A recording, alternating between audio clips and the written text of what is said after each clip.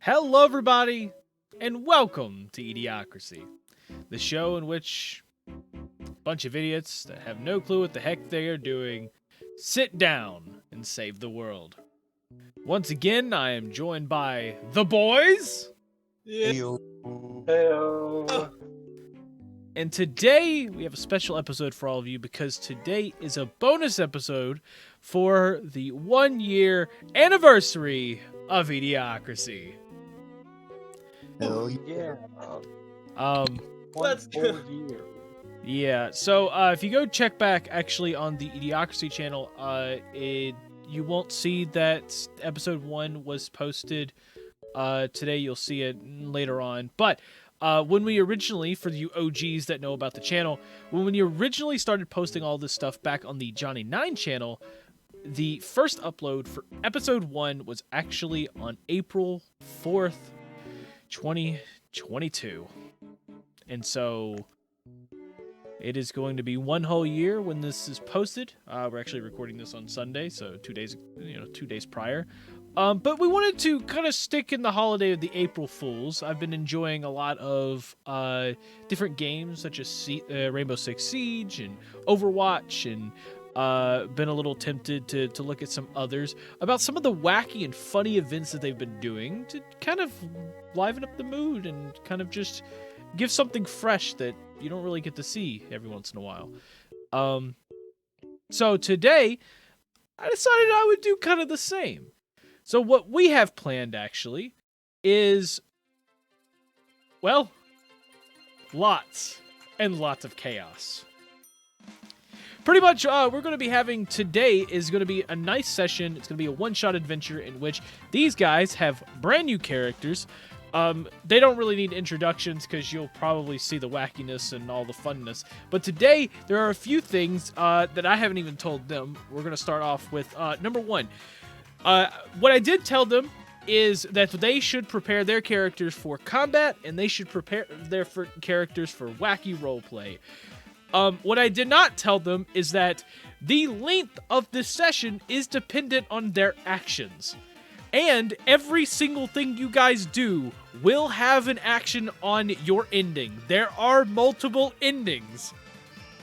So, Multiple ending time. there are, in fact, multiple endings to this. You guys can, in fact, have multiple endings. And yes, if we have enough time, they can do multiple runs. So, you guys feel free, do whatever you want. This Let's kill some is people. gonna be eDIOCRACY April Fools. Oh gosh. So, without further ado, though, let's get started into the actual episode itself. Whew.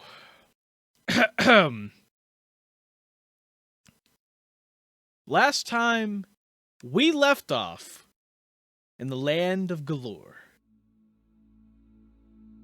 The party had just rested up for the night. All of them are still trying to get over the death of Morgoth, and they're still trying to cope with their new friend, trying to make friends with their new friend Olgaroth, and just seeing where the adventures will set in stone. They went off on a little adventure to a nearby food storage, and on their way out, they didn't exactly, let's just say, run into some friends. So now with the guards just now standing in front of them, thinking that they are thieves, we now jump to 42 years prior to that event, on the exact same day and time. 42 years ago, a great snow broke out in the kingdom of Hestia, in the land of Galore, for all that matters. Every single town, every single lake was all under snow and ice. Even the sea itself around the land of Galore was frozen solid. Ships could not go anywhere. Fisheries were completely frozen and shut down for an entire year. And it was all down to one castle in the middle of the sea. And so, after adventures and adventures of different types of glory through not only the snow, but before then, for the last year and a half, 3 friends got together and decided to become heroes, mostly for riches and galore. But today they have been given a task by, well, every race known to man. The elves, the dwarves, and the humans got together and decided to hire these 3 individuals. Because of their renowned efforts, they have sent them to the one place they've been searching for the last year, the Ice Castle, on a search to go there and defeat the Ice King himself so that they may enjoy spring and summer once again. And so, as they show up to this place, all of our heroes gather at the front door of this castle where they are going to set sight on the first part of their adventure. And so, walking across about 2 or 3 miles from the land itself, they have finally come up on a bunch of snow and ice all around, where they are able to see the front of this ice castle itself. And just inside the first archway, they see a small igloo in the front of the castle. What do you do?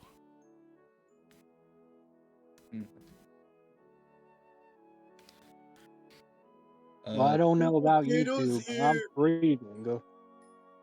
I'm wanting to go in the igloo. Why is there no potatoes? Come on, old man. We gotta get going. Will there be potatoes? Yes, there will, Potassium! there will be potatoes. Soon all Rocky is gonna start moving in. Just start walking in as he screams potassium. Okay. So you start walking in, the others start following behind. And as you walk in, you get closer to this igloo. And as you all pretty much walk up, I need to actually change this again. I forgot about that. He's a little large for that character. So all 3 of you walk in right to this igloo. Now you have the choice to walk in. That is fine. You do notice, however, you get a glance just around it, and you do notice a door on the other side of the room, directly across from where you guys are. Of course, you may go through the door, but you can also go into the igloo where it does seem to be warmer. From where you guys are, all you can see is that there is a little lantern over the igloo, and there is a fire, actually, brewing inside. I'm kind of tempted to go into the igloo. How about you guys? I don't trust it. Fire and Nothing snow good. doesn't make sense. So, Before there's a bar in there. so you 3 make your way into the igloo. As you walk inside, at first you don't notice anything out of the ordinary, other than there is, of course, a campfire in the middle, just burning, making it nice and toasty. You enjoy the nice warmth of the igloo for a moment after your long travels of being out in the ice and wintry biome. You enjoy the warmth. and you start to hear what sounds to be some type of whisper, just inaudible, but you can still hear it. And it seems like it's coming from the walls. I don't trust this. Oh no, it's the goblins. They're all around us. Walls! They're in the walls! They're in the goddamn walls! Well, at least it's not just me that's hearing all this. I'm out of here. He's got Sinowaki's gonna waddle his way out of the igloo. And so, as you start to make your way out of the igloo, you are stopped right at the door, where you see a wall of ice kind of form right in front of you. And as that happens, you then hear a voice go, "No, you shall not leave. Not until you can answer me this. How much time do you have to spare?"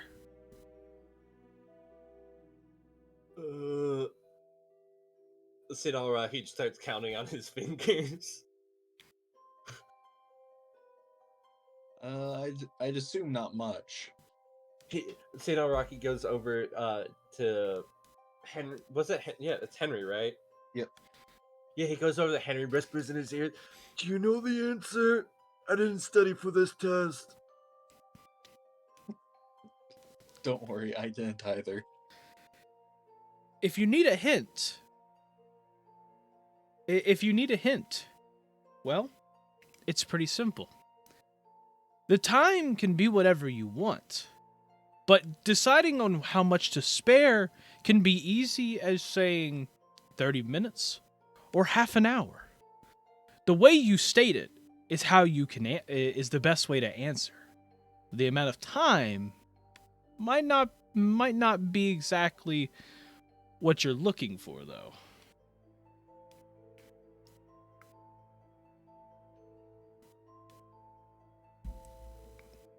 If you need time to think this over, you shall. 4 hours. Don't worry, I got time to spare, bro. 4 hours. You say 4 hours is how much time you have to spare? I guess.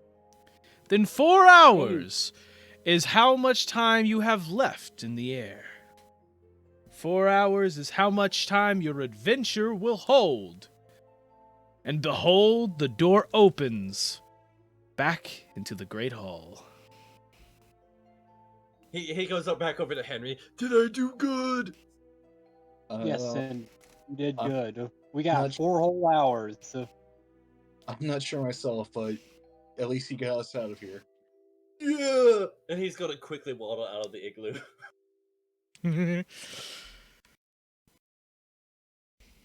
So, you waddle out of the igloo. The other two are following, right? Yes. yeah. 4 hours is a lot of time, right? That's like equivalent to That's 3 weeks, so like 4 of an hour. Right? It's a while, so it's both a lot and not a lot at the same time. Anyway, What are we doing here again? So, you end up walking back out, and you see the ice door essentially close back, but this time it has an engraving on the front. As you go to read it, you see it says, "Spend 30 minutes to talk out your plans because you don't know what is ahead of you. If you want to enter, feel free again, but remember you'll spend 30 minutes to warm up your hands."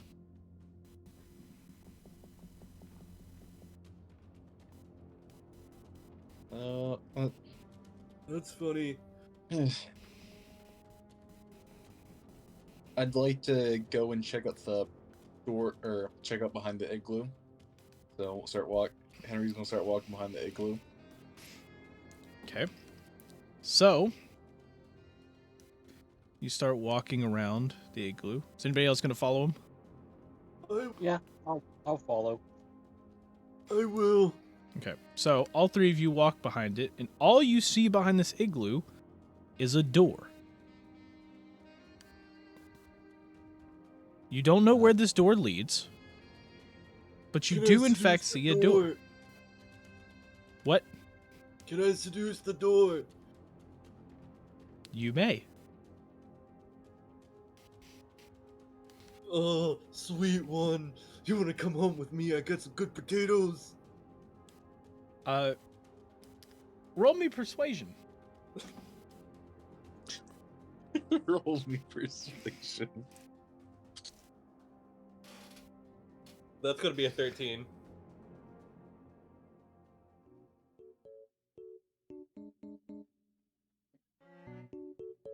Okay. So, as you go and attempt to seduce the door then you see the door, the front engraving start to change into almost like a face shape, and it goes, well, if you put it like that, maybe I shall. Would you like me to open for you, or would you like this to be a closed relationship? Yes, I would like it to open, please. Well, then your wish is my command. And as it opens, it reveals another room behind. This room, as you can see, has a little bit of ice inside. But there is one big thing about it. Everything else in the room is made out of gingerbread. My mother I just- told me I can't eat that. It rots my teeth. He says what he already has like barely any teeth in his mouth. I Would you- start would you rolling like to barreling walk into the inside? room and- Yes. Okay. I want to eat I the don't know chair. about Bro. this. Okay. So, you walk inside. And as you walk inside, the door then closes behind you. The door, of course, the face appears and goes, I'm sorry. My orders were to open for someone, but not let them come out unless you complete a challenge. Now there are multiple types of ways to beat this, but this is more of a choice. I will ask that you sit down at the table, but you don't have to sit there and enjoy the meal. There are 2 other doors on the other side of the room. You may go in either one of them, but the door in front of you will not open until you complete one of the challenges before you. You may enter one of the doors, or you may enjoy me for dinner. It is your choice. Uh, is it okay if I get a new chair? I think I ate this one. Do you got potatoes? I really like potatoes. Unfortunately, everything in here is made out of gingerbread. I can't eat that. It goes against my diet. Well, let's, I guess, figure out what this challenge is. And Henry just kind of goes and sits down on one of the chairs. So, you sit down at the I guess table. I'll sit down on my half-eaten chair. Okay. Rocky's gonna sit next to Henry. Yep. Okay. So, I didn't actually line up any of this when I was That's making this fine. earlier. That's So fine. yeah, whatever. But all 3 of you sit at the table, and the door goes. It seems you all want to join me for dinner. Well, that is great, because if you decided to choose any of the other options, let's just say things might not go your way. So, now that we are here enjoying dinner together, I want to ask you all a question. How much time do you have to spare?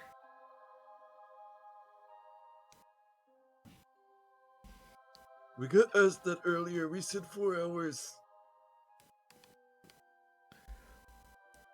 Are you sure you want to go with that answer, though? I don't know. I just guessed. Well, if you don't know what the answer is, maybe this might not be the challenge for you. You can, in fact, enjoy one of the other challenges if you feel. There is one on the left and one on the right. Just be ready, though, because you may end up in a fight.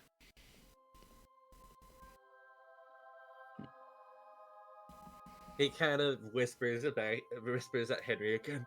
Do you know the answer to this one? I think a fight might be right.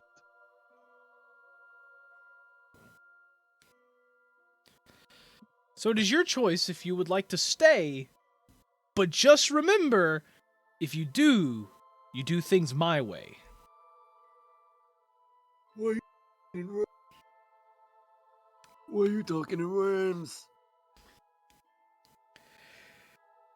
Well, So, Weird. look, it is just what we're supposed to do here. So just deal with it. Okay? You little piece of shit. Don't Hey speak to man, your he's elders like like that. old. You gotta treat your elders like that. do You're you guys, lucky you're not made of gingerbread, or I would have eaten Wait, you already. where are we again? oh no. Do you want to sit down? Do you want to sit down for a bit, or do you want to choose a door?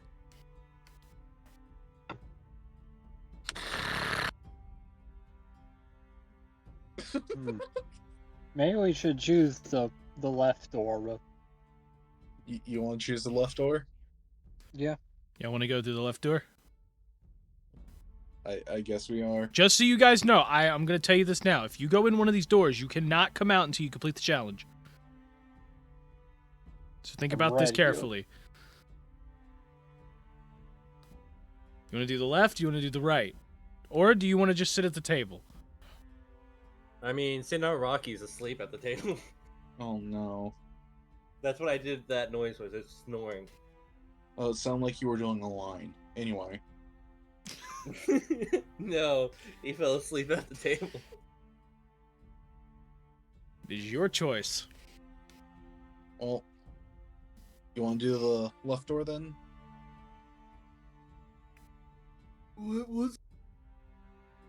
What's going on?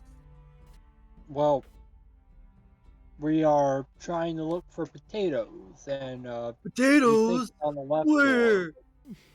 The left door, but Sinner Rocky's gonna get up and basically run and waddle over to the left door. Okay. So, I'm coming, potatoes! So, all three of you, one by one, end up into this. It is a little portal door that teleports you not very far, actually. You pop out just on the other side here. That allows you to see into this room where you will meet another person standing on the other side. This person, however, is made completely of ice.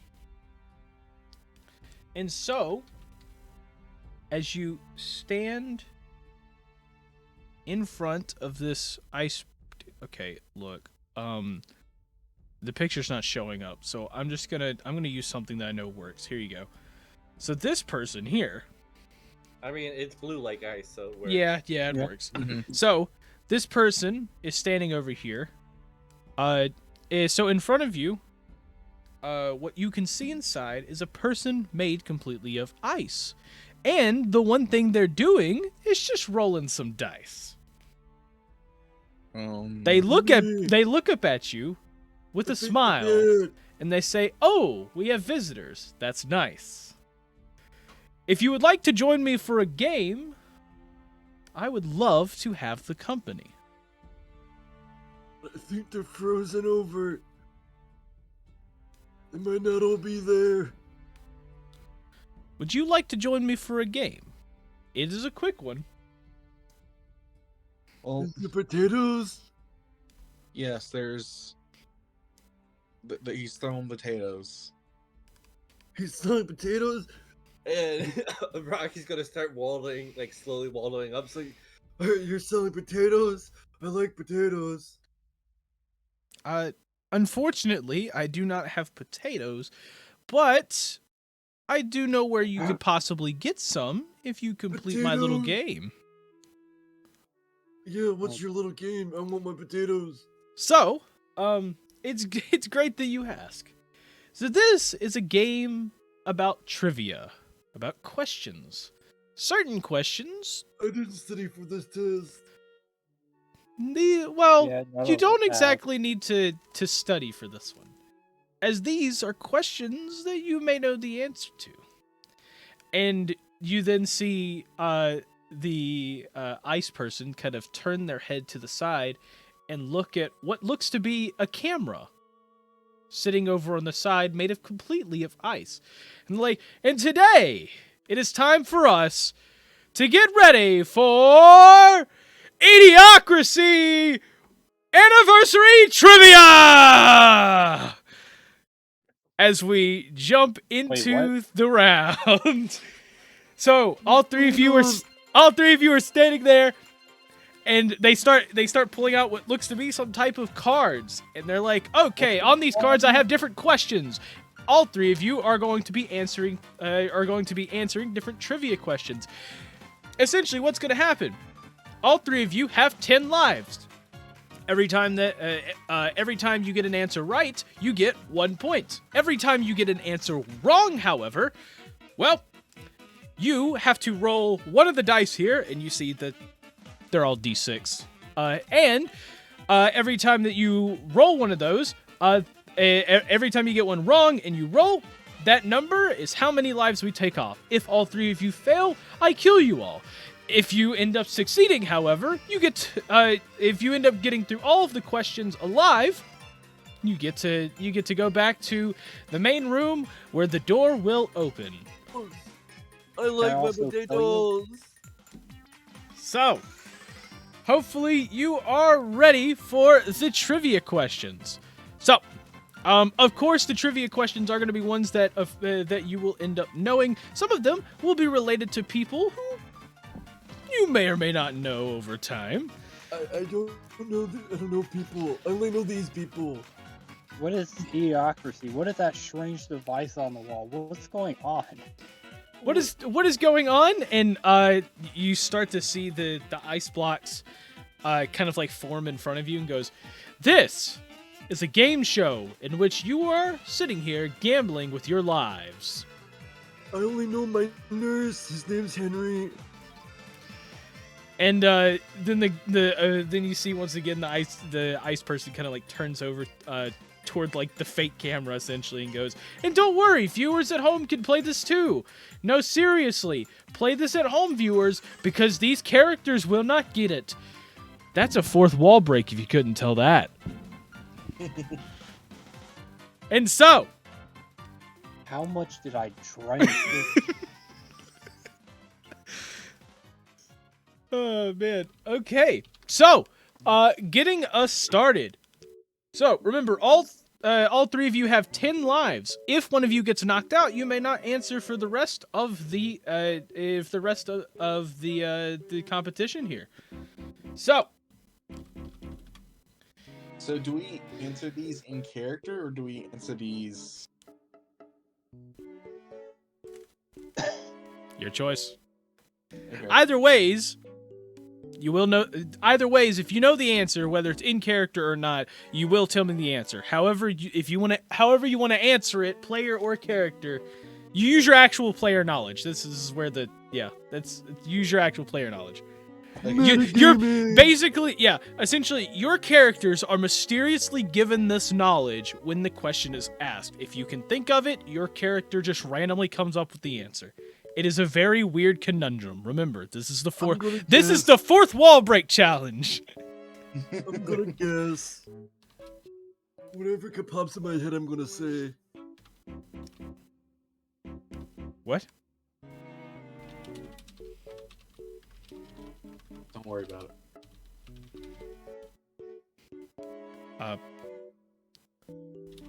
it. Tomatoes a fruit. Yeah, he got that right. It is fruit.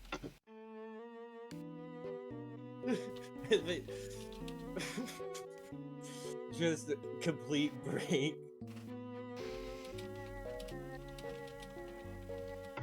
So what's your first question? Okay, so to start this off, in the first episode of Idiocracy, which character attempted to play hole in the wall? In- Alberto. He Who? didn't say who's asking. No, any of you can answer. Oh. It's just is that your final answer? Yeah. That is wrong! I need you to roll me a d6.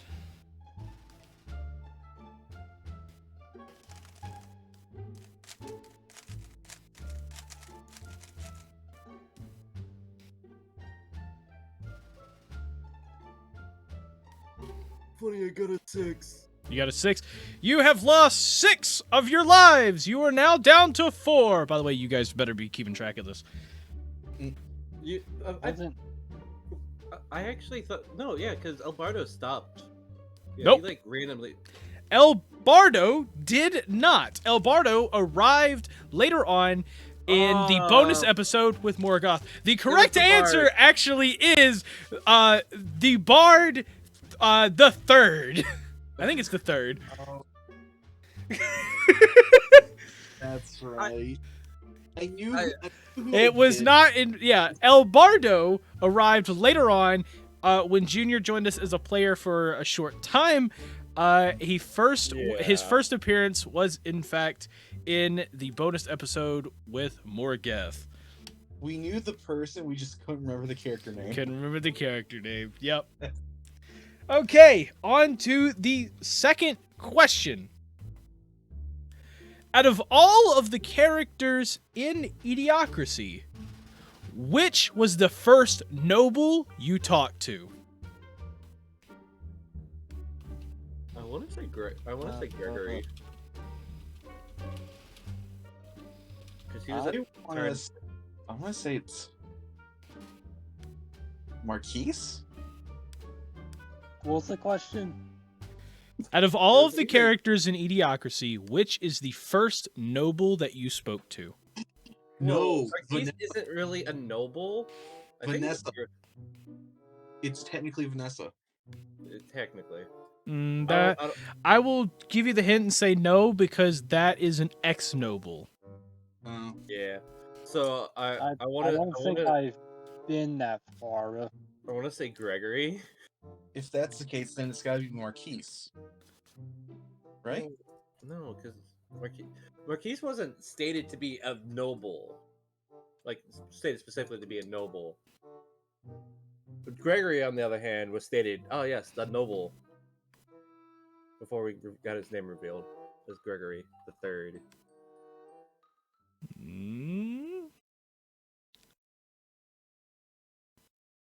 Yeah. So, what is your final answer? I'm gonna have to say Marquise. Let's see. You're gonna say Marquise. What are the do any of the rest of you have anything to say? I'm gonna say Gregory. I'm not Gregory sure. the Third, I think. You don't have to answer this.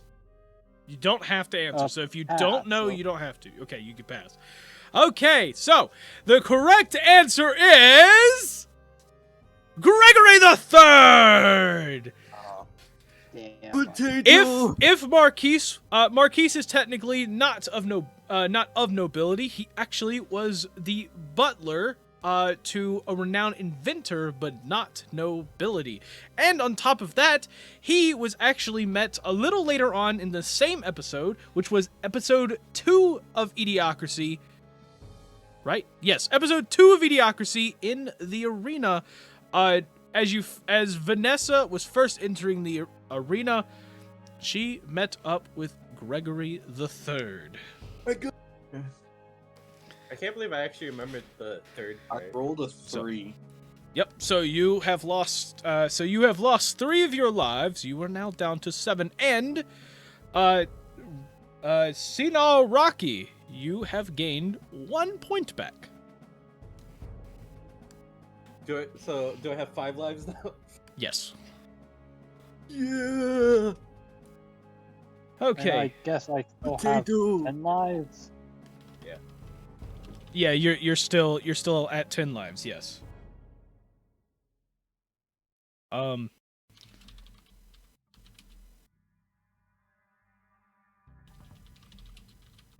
So, of course, all of you know about the nice story of Frobo, who joined us at the very start of eDIOCRACY. Now, Frobo had a very specific item that he carried around with him. It's part of his lore, but on top of that, it is sometimes used as a weapon. Can any of you give me what the item specifically was? Alex, do you know this one? The only 2 items I know they had was the dagger, I believe, and then the ball bearings.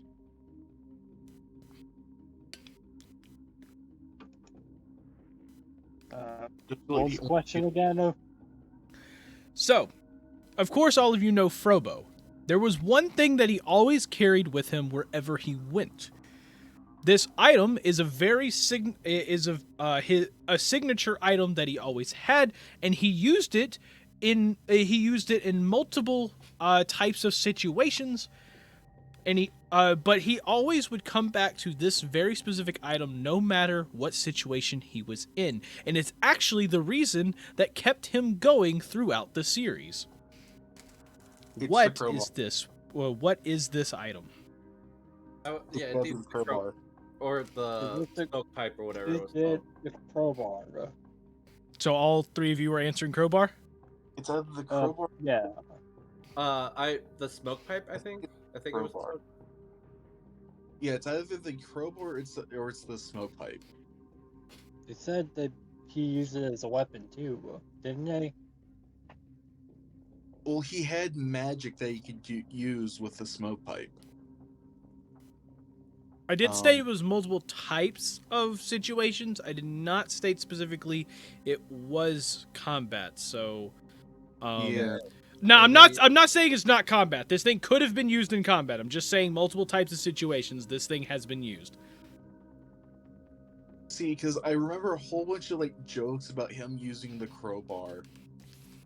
But I also remember him a couple times using the smoke pipe as a distraction. Not to mention as a performance to try to get some more gold.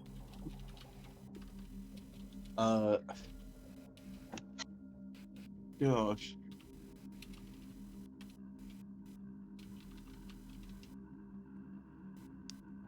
We can always split up our answers, so Can we get another hint? Nope.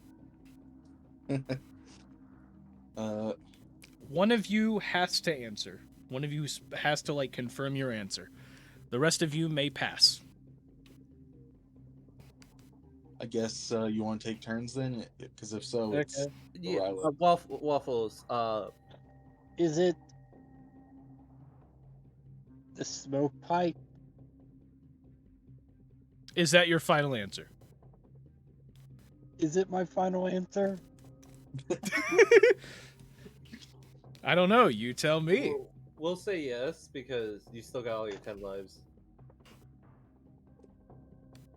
So, Yeah, 'cause- Bob, is that your final answer? yeah, that's the only thing I could think of that affects his lore. Unless he's somehow from Half-Life. Yes. It's his smoke pipe. Well, in that case...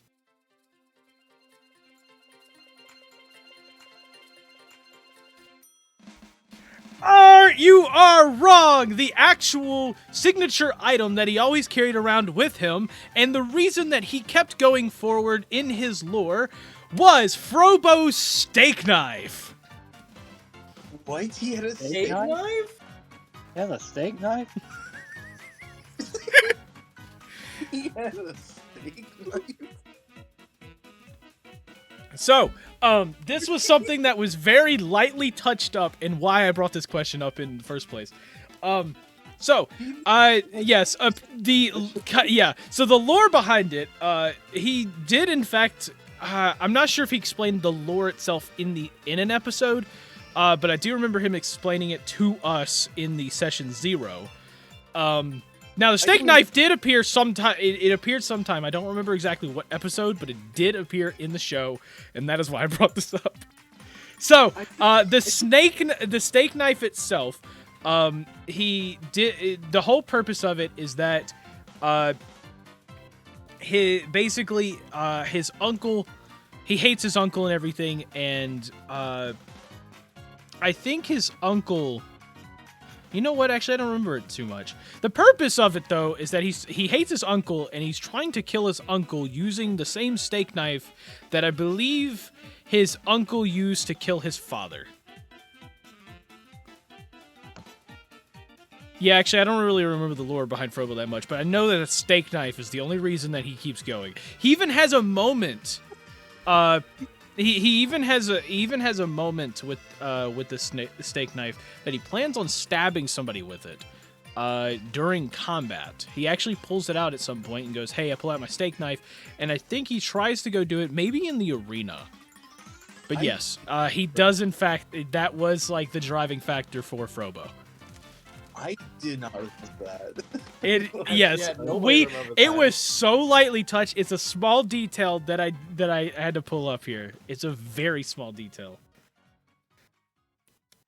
Yeah, trust me, it's very weird.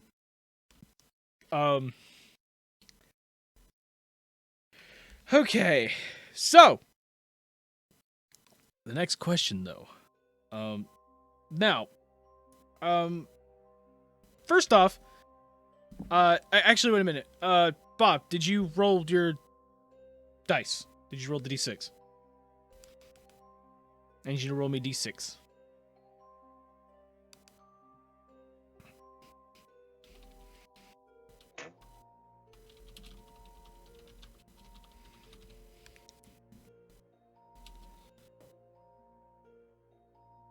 Two. Okay, so you have lost 2 of your lives.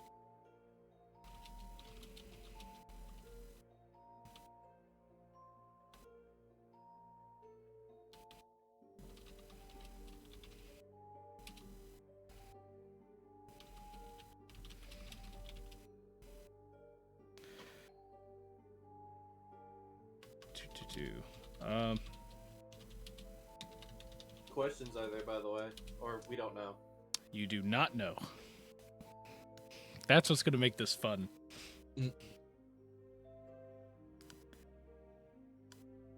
Okay, so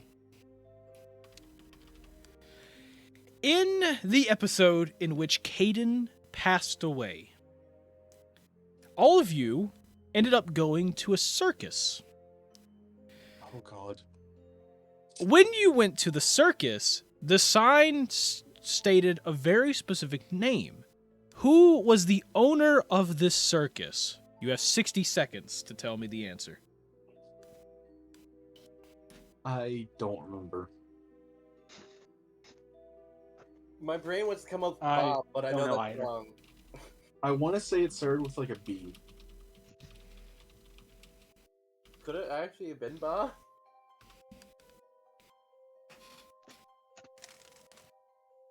If none of you answer within the time limit, all of you will roll a d6. Yeah, we can afford that. You have 30 seconds. I don't know. I don't know either. It's been too long. You know, so that you guys can keep passing. I'm gonna go with Bob. Is that your final Bob. answer? Yeah, Wasn't Bob. I can tell you that. yeah, I know, but this. And unfortunately, you are wrong with that. The actual answer was Big Bo. Big Bo. I knew it was a B. There. But by the way, I rolled a 5, so I'm out of lives already. Oh, unfortunately, you are out of lives, which means you are out, and you may not speak for the rest of this. If you do speak, the other two will both lose 1 life of their own for every word you say. So, yes, please keep your mouth shut. Mm. I get your senile and all, but keep your mouth shut. Okay, well, since we got that out of the way, it's time for us to get to the next thing. So, now this one, of course, is going to be another one of those small, nicky-picky details. But, Damn. yeah, it's going to be very difficult for this. But, during the episode in which all of you met O'Rilo, you ended up going into an underground area in which you had to go through a series of not only trap rooms, but you had to go through this room with a mick and a bunch of sleeping guards, essentially. But as you entered the main hall to the actual cult room, Frobo snuck around the edge and he shot a bow and arrow at the cult leader in an attempt to kill him. The cult leader's little friend, though, in fact, jumped into the way of the bow and arrow shot and died for the cult leader. What race was the sidekick to the cult leader? I'm gonna lock in gnome. Was it Is that your final answer? You do have to be very specific on this. Oh, you gotta be very specific. It has to be the specific. Does have to be the specific race to it. I thought it was just gnome. I will tell you, it is not just gnome. Well, of course it's It is, yeah, it is not the gnome race, but you have to be very specific with it.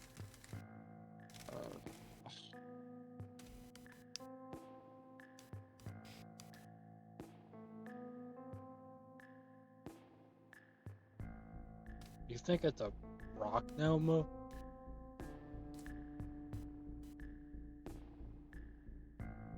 I didn't think his entire race was fed though.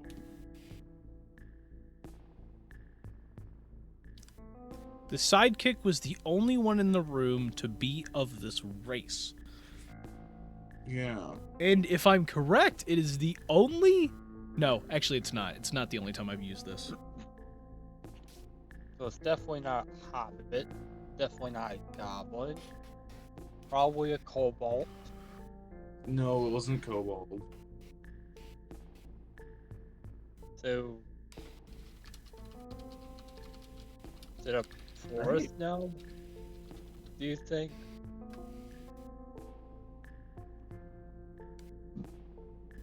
Because I know it was like a small. He was a small creature. I remember that. I could have sworn he was a gnome. But what kind of gnome?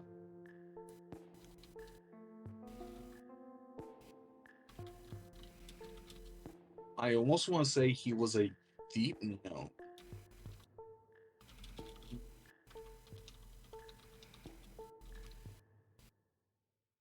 Is that your final answer?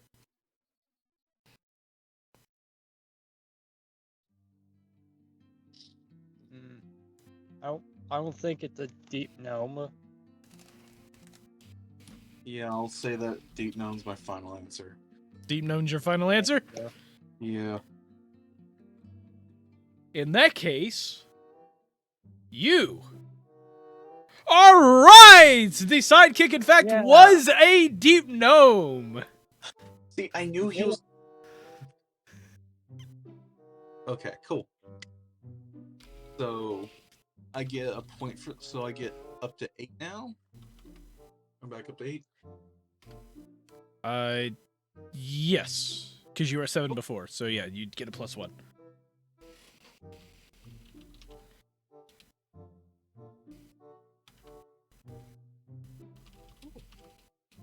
Think we might make it. What do you think, old man? Think we can make it? Don't talk to the old man.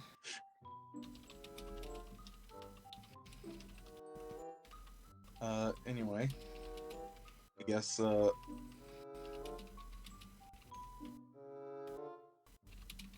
guess next question. Okay. So, the next question is kind of a simple one. It should be, should be pretty easy. So, in the Dwarven district of Hector, you met with one of Yorn's contacts.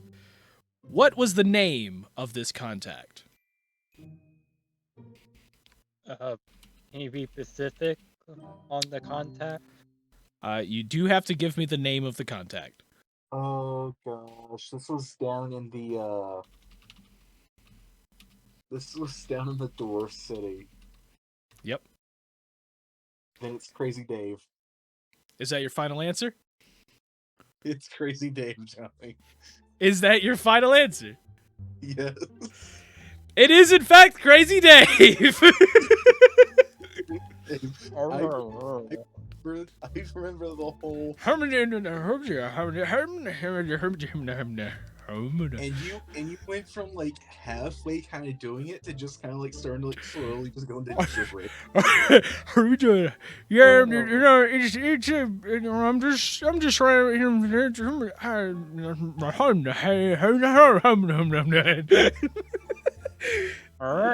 That was a fun episode. I love that one. Yeah. Oh man. Yep. Okay. On to the next question. So, all of you, after plenty of your travels, ended up going off on a nice little journey up north to the area of the Fallen, in which all of you, under some weird circumstances, ended up being attacked by bugs and chased to a nearby town. Now, I could ask you what the name of the town is, but let's be honest, I don't even remember that. So, but I do want to ask you, what was the type of bug that you had to fight? I need the specific name for this bug. Like, what do you mean specific name? I need the or name even a of name? this bug. Like locust or beetle or More specific. okay. Like the species name of. Yes. I need the species name of the bug you were the bugs you were attacked by, or you were attacked by when you were up in the town in the Fallen.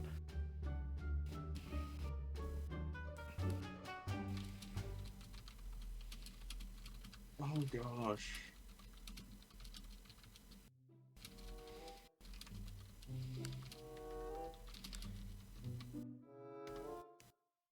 I really don't remember too much about the Beatles, other than there are so many. so many Beatles. Yeah, I don't even remember if we even asked its name. Oh, I don't know if you ever asked, but I did in fact I did mention the name when it first appeared.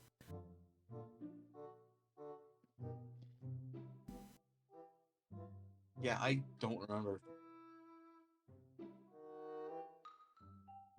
are they called the Fallen? No. Do you No. think that's what he said? Yeah, I'm gonna tell you no. The Fallen is definitely not that. Yeah.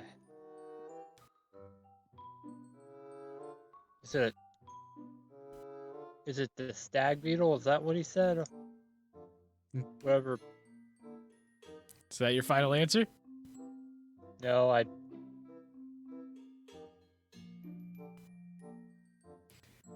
You have 30 seconds to give me an answer.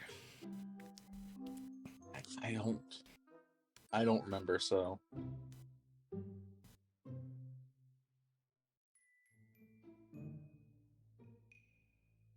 You want to give me any guess whatsoever?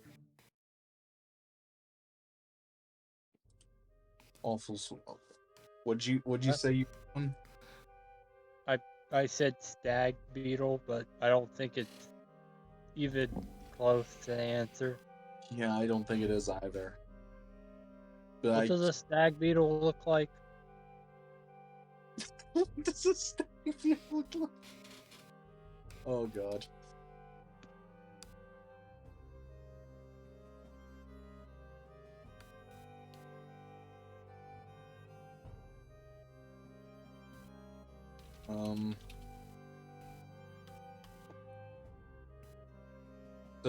Are you just going to go with that answer for now, then, I guess? Is that your answer? Because I gave you a lot more time than what you needed. Or Yes, what you had. it's stag beetle.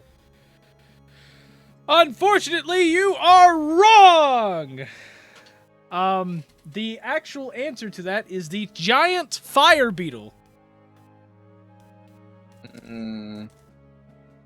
See, for some reason, I wanted to say fire beetle, but I was like, yeah, no, it's like not like. They were, in fact, giant fire beetles. Each one of these things are about 1.5 to 2 feet big.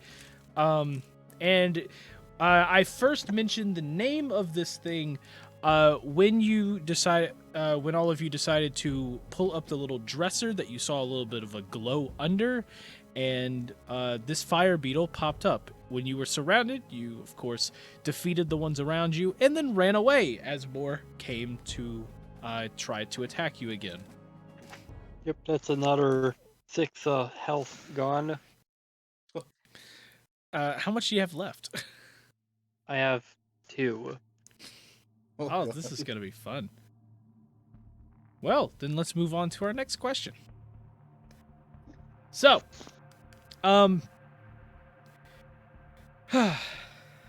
now, this question is not exactly something you would know for sakes, but you can always take your best guess.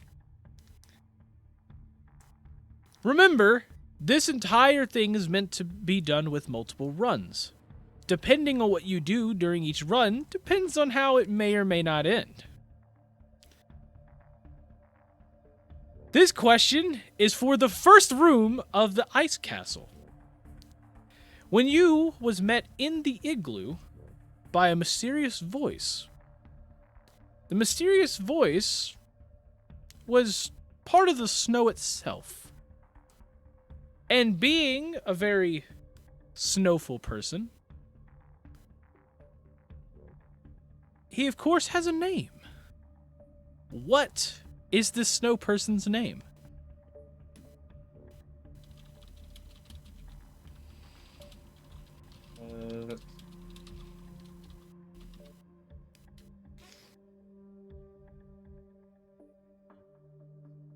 We have not asked the snow person's name, so we unfortunately do not know.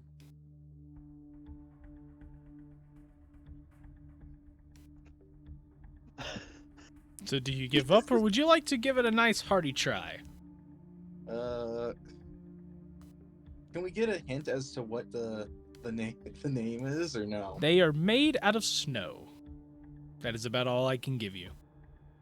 Cool. I'm gonna go with Frosty, and Is that your final answer? yeah, and I rolled a 5, so. You are correct! The answer is Frosty! He is Frosty the Snow Igloo! Yes! Frost.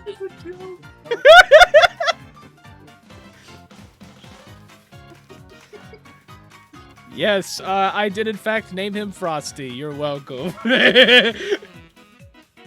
Man, I was this close to just going acid show. Yep. Oh, man. Yep. Of course, though. That means I'm at 9. You're at 9.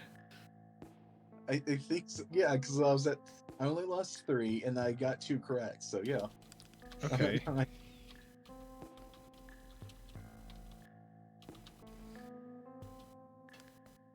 Okay. So,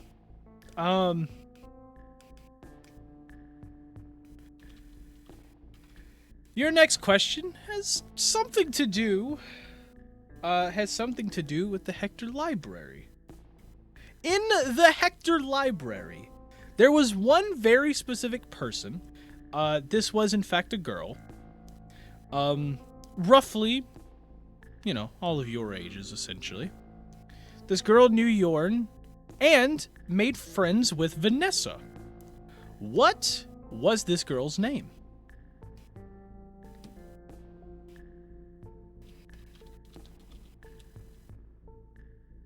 Okay, question. What do you mean by roughly your ages? Because Wasn't it? I'd don't roughly think roughly Dr. like I mean Cross like she's I say roughly your ages because like she's like 20s. It's like somewhere it's like 18 to like 25, somewhere around there. Wasn't, So wasn't the, I say that because like Morgeth was like 50 something, and so wasn't the reason they hit it off so well because they had the same name?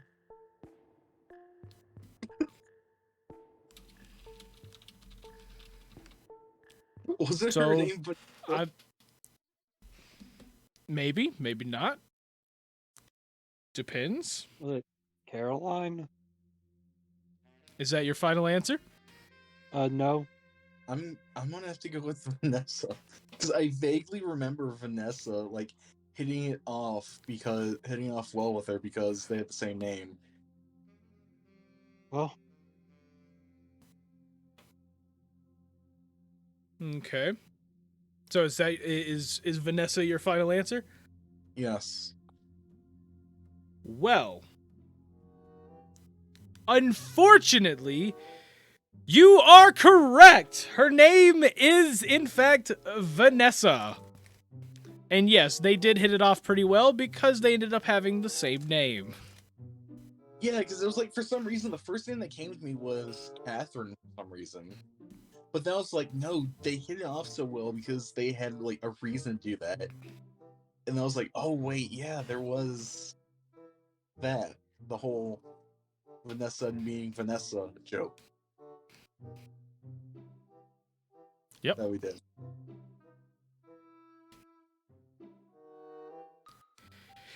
Yeah, that was a fun time. That was a fun time with that. Yep. Okay. So, now we go on to the final question of the round. This one is a very fun one because some of you may not know the answer to this unless you were in the episode or maybe you watched it. During the time of Morgeth's night out, we had a special guest with us. And with this special guest came a very specific item. What was the item's exact name that came with this special guest? who was the special guest? Is this Doodle's rapier of warning? Is that your final answer? Yeah. This has gotta be Doodle's rapier of warning. Well, it seems you are correct. It is, in fact, the rapier of warning. Because that was such a meme for the longest time. Yes. And just for the sake of why not ask this, where is it now? It's in the hands of Jackie, and who knows where Jackie is. Exactly. So it's gone. Yeah, fun times, man. Oh, I can't wait for the next Doodle, like, next time Doodle, like, arrives, and he's, like, fighting us for the rapier. He's like, wait, where's the rabbit that has it? And it's like, I don't know.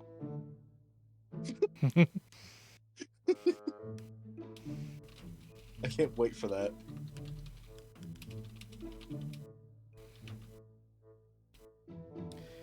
Okay. So you completed the first round of questions. Now we're gonna get a little extreme for the last couple here. So in this is the double points round, which means that if you get a question right, well, you get 2 points instead of 1. However, if you get a question wrong, you have to roll 2d6. Are you ready? Fine. I hope you're ready.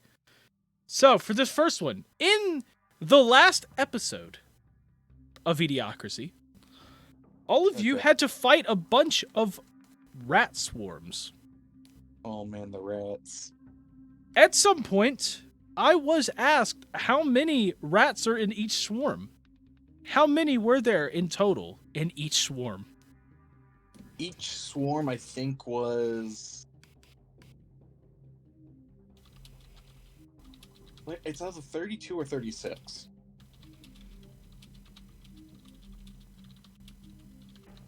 Right? Is that your final answer? Well, which one, of course?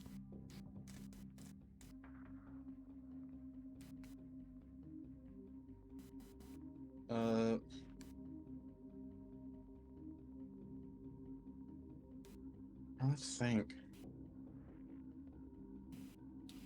I think Well- he said the total was 262, and there were 262. swarm There was what? 5, 6. six swarms. Pulling out the calculator. Mhm. 5, 6. No, that's not it. Uh.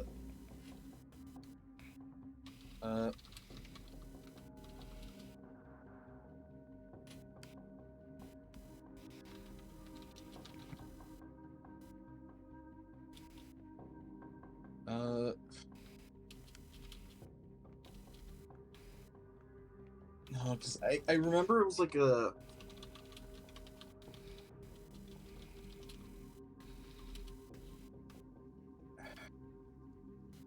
It was either 32 or 36. I remember that. Okay.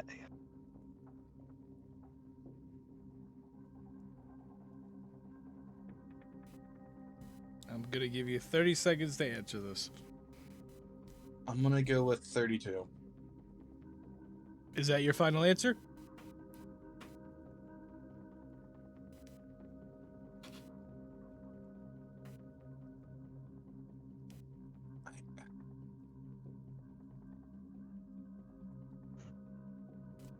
Hmm.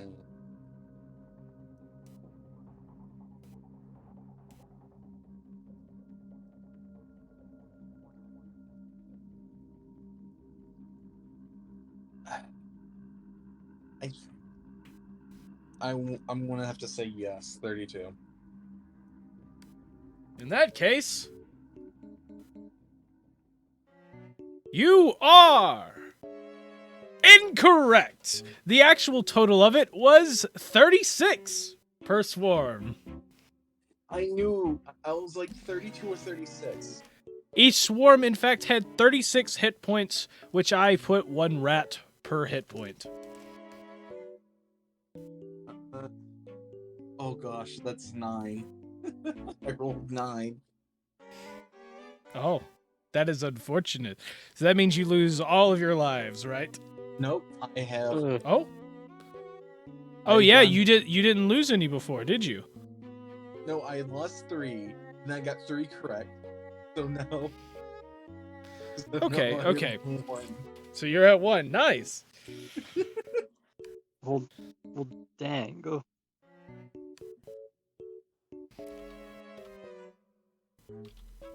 Okay. So on to the next question. Whew. Now, for your next double question,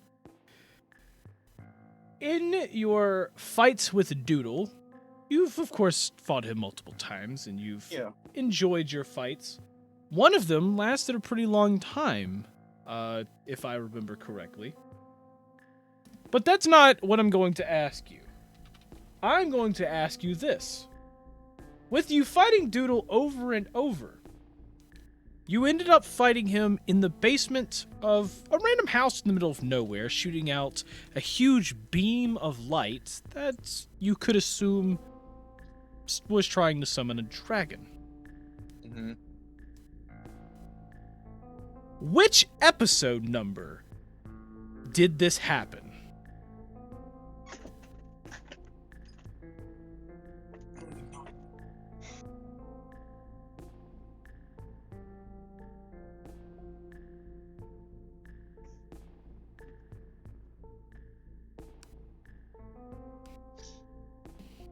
No.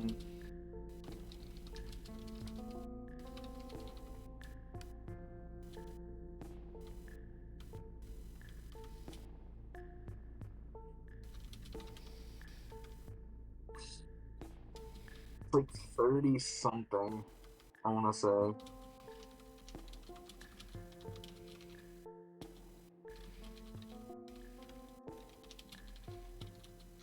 Right. Is that your final answer? 30 something? No.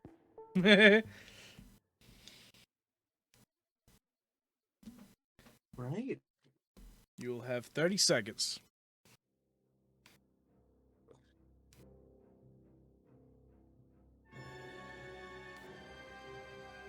Waffles, do you have any lives left?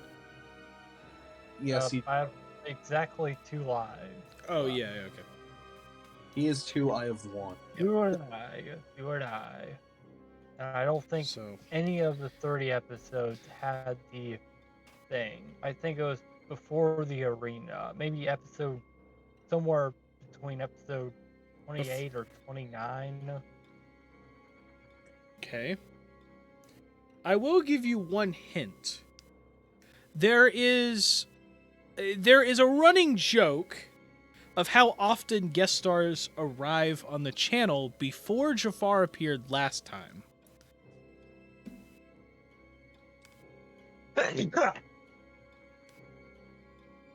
That's all I can give you. Do you have an answer? If not, I will have to move on and count this as a loss for both of you. You have 10 seconds to spit out something. Do you think it's somewhere in the 20s? Oh, Okay. Or I need a very specific answer right now. It's 3, 2. 20? episode 20. So episode 20 is your final answer?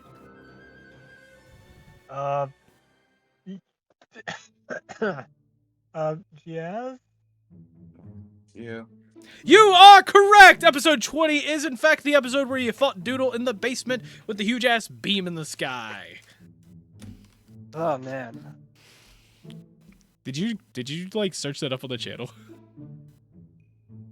Well, I was close to that episode. I guess I had to throw my hat in the ring. Okay. So, yeah, you were saying something like 28, 29. I'm like, oh, he's almost there. So, but yes, it was in fact episode 20. The light in the sky. Yep.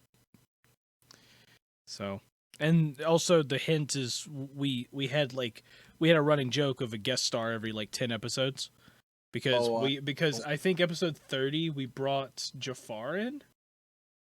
I think. Yes, we brought Jafar in on episode 30. So,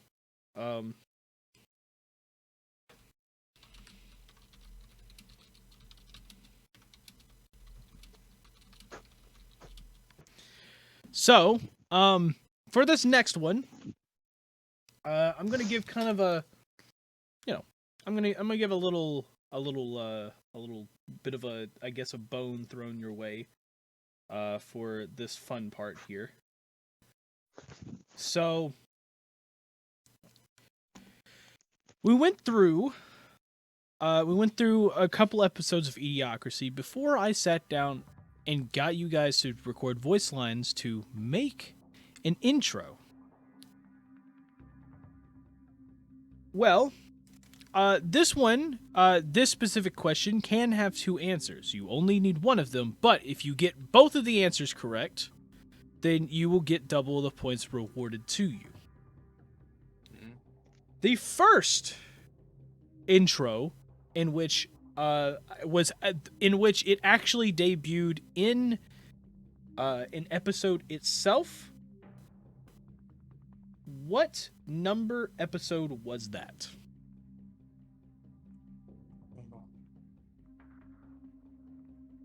See, I don't know anything about specific number episodes, so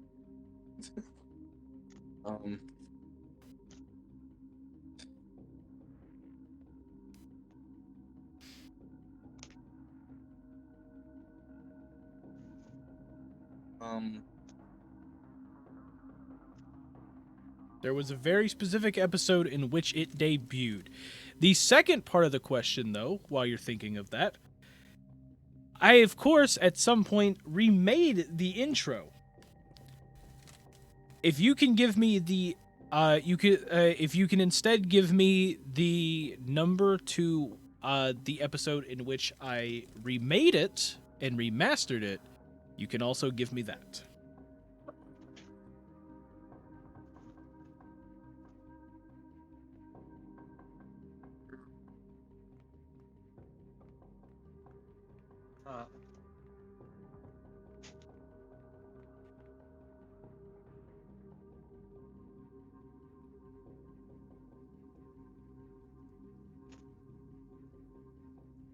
because the was before Orilo, and then you changed that slightly to add in Orilo.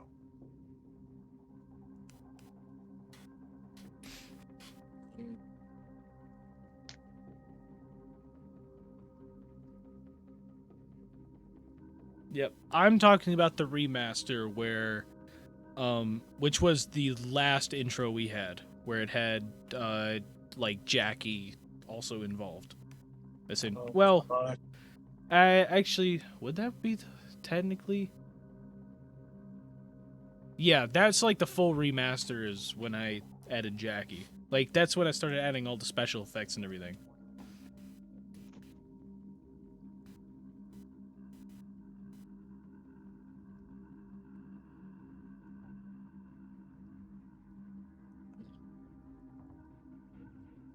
It is quite the doozy, I will say. Was Jay with us like before we met the dragon?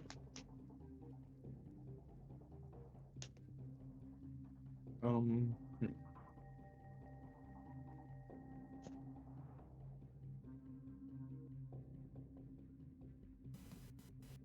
trying to think, but You have until the end of Coconut Mall to give me the answer. yeah, was it the version?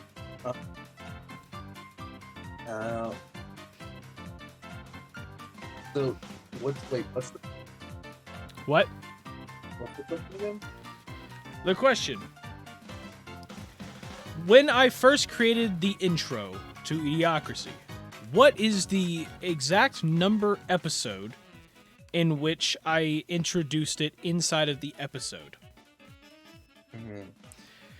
And to the second part is, what episode did I introduce the remaster of the intro?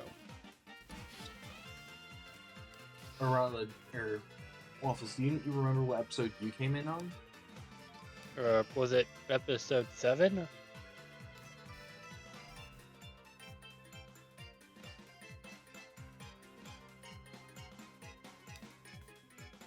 Is that your final answer for the intro?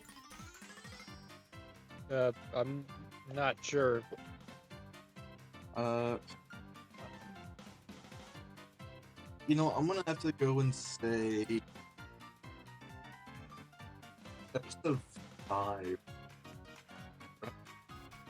So I will give you guys a little bit of hints for each one. The first intro, originally made, did not, in fact, have O'Rilo in it. Yeah, I knew that. Because it had Frobo. However, in the remaster, there was a very specific issue that we had that caused the intro to be put in the episode after. This also made us have a few issues with the episode itself.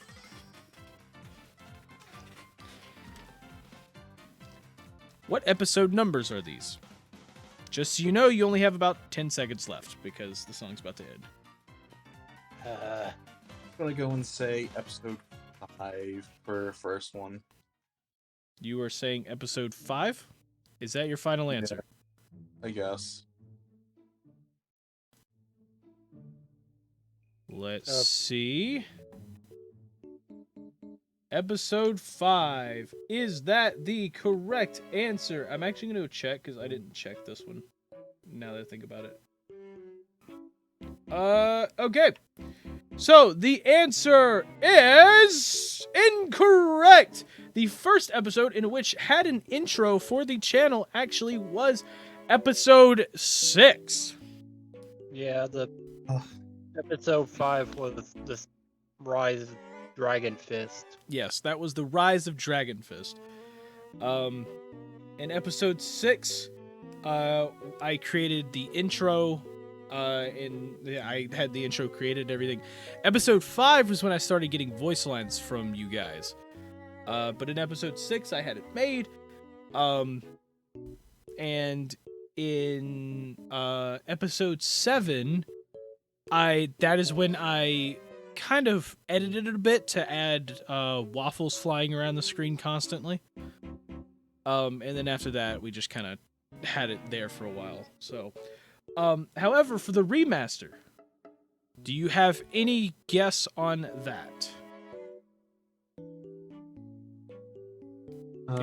Anything at all?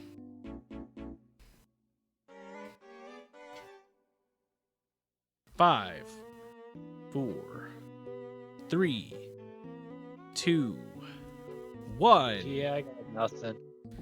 Yeah. So, that actually was the remaster was introduced in episode 18, the Lost episode, because I accidentally deleted the entire episode while editing that thing, in which we had to reenact the entire thing in a 23-minute and 32-second reenactment for episode 18. Because that is the episode I also deleted all of the voice lines for Waffles. How did we forget that? Man. Well, so I don't even bother re-rolling or rolling 2 dice, right? I mean, you can't. I mean, oh, you only have 1, yeah. So, yeah, you are out. And then I think O'Reilly's only got 2. Okay, bring it on, Ice Boy. I got this.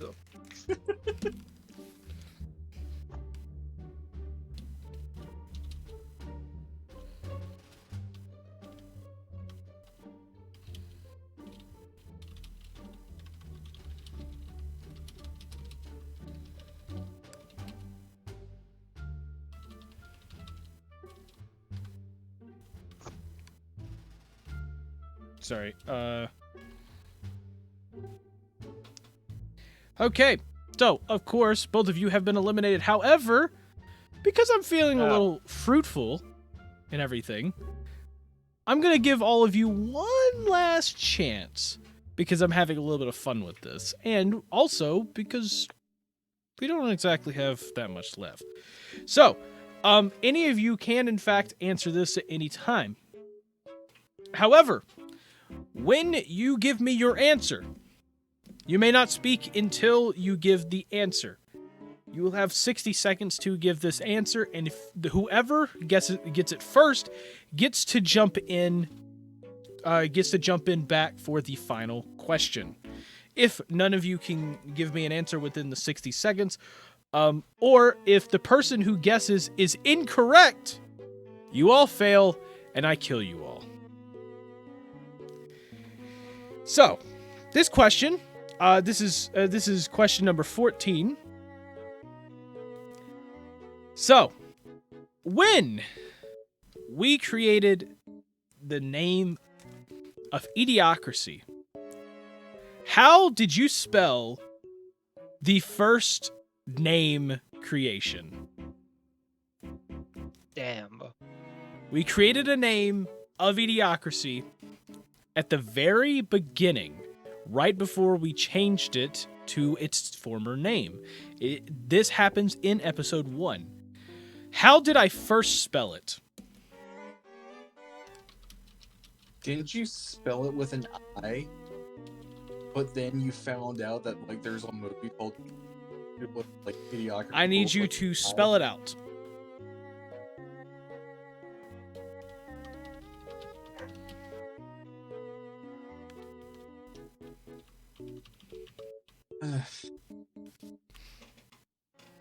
I've got like make sure the spelling on it is all like because it's like I just need the spelling. Remember, you are not supposed to speak during this. it was like IDIOCRACY or something. Well, Is that your final answer? Yeah, it was basically like what it is now, but with an I instead of an E. You are correct. It, in fact, was the exact spelling of the movie Idiocracy before we changed it to eDIOCRACY. So you are back in the game. Congratulations, Henry. You get to enjoy the nice confines of not being dead, and your friends get to enjoy it just a little bit longer. So you have one more question before you defeat me. And now this question is something that might be a little more personal to you. Of course, you have gone through, what, 2 characters during the campaign? Yes, I am on my second character. Yes. Now, as you went off and found out the news of your best friend Tony passing away, who was the one that gave the speech in front of the tavern?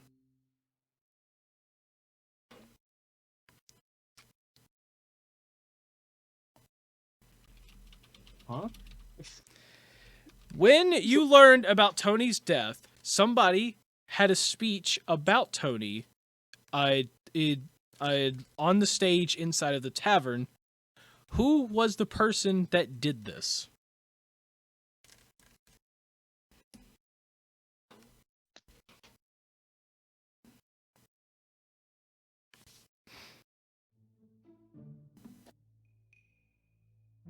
The only person that comes to my mind is the bartender.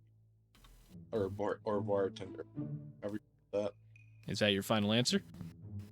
Yeah, because that's the only person I can think of.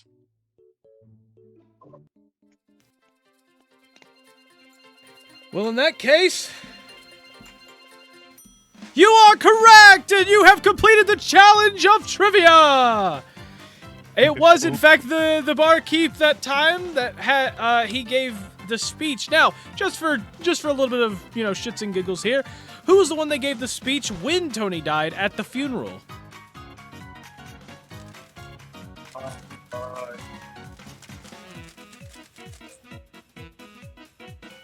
Was it Bug? No, wait, the Doodle? What was that goblin's name? No, it wasn't Doodle. I don't think it was Doodle. I think it was Joseph. Joseph. Yes, it was in fact Joseph. Joseph was the one who gave the speech about Tony, and he mostly did it because Tony had just won him a bunch of money that day. So, Makes sense.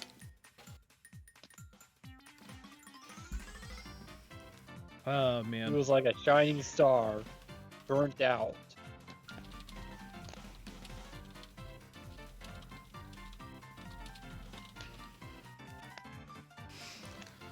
Okay, well, that was fun and all, but of course, I had you here for quite some time, enjoying the nice trivia, and it would be kind of unfair to keep you here. So, thank you so much for all of you watching the game show for eDIOCRACY's anniversary.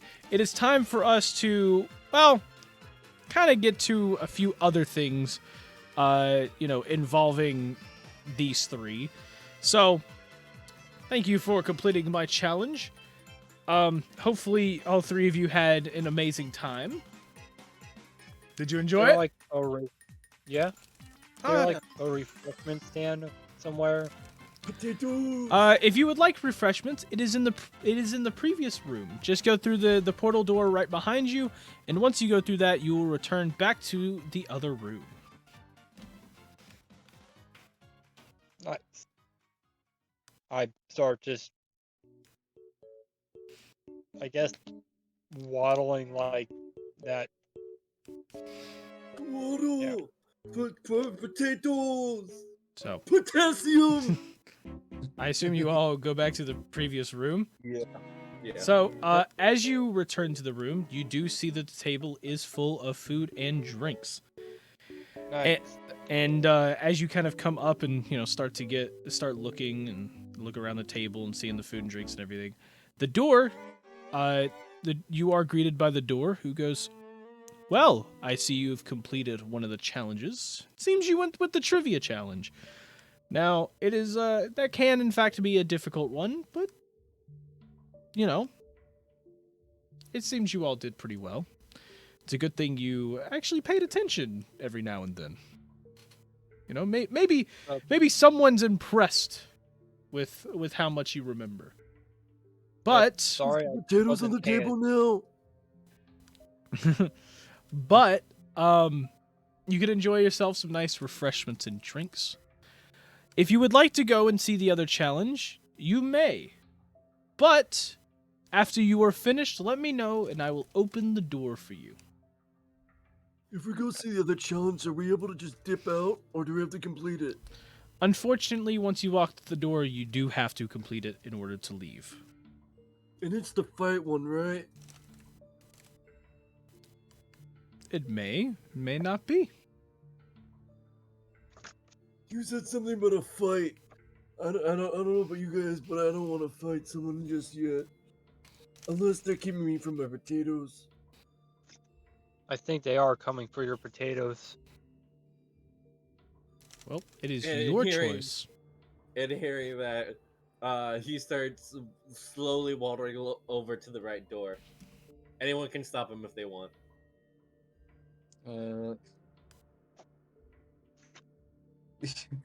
You know what? Henry's gonna try and stop him. Okay. So, you stopped them. Now what? But they're Enjoy the food potatoes. for a bit. What? What'd you say? Enjoy the food for a bit. There's no Yeah, potatoes. there's potatoes. Isn't there potatoes? No, there's no potatoes. Well, if that's the case, then I guess Henry's gonna go back to the table, grab something, and then just go with him to the door. Yeah, I'll just take the chair. So We're gonna go. you're going through the actual door or through the portal door?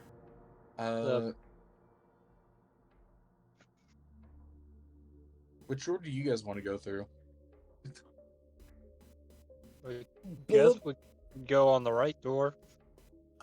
He said they gave my potatoes in the portal. Just as a reminder, if you go through the right door, you have to complete the challenge before you come out. And keep in mind, you can run this for a different ending. Let's just go through the main door. The main door? Gotcha. Maybe a different alternate reality of myself and go to the right. That's a big word. That's Okay, a big word so- for Rocky. So you all want to go through the middle door? Yeah. Sure. Okay. So we open it to reveal the main door here. And as you walk in, you start to see a grand hall Oh, open no, in front of you. it's Spell's fight. That's a lot of shadows. That is a lot.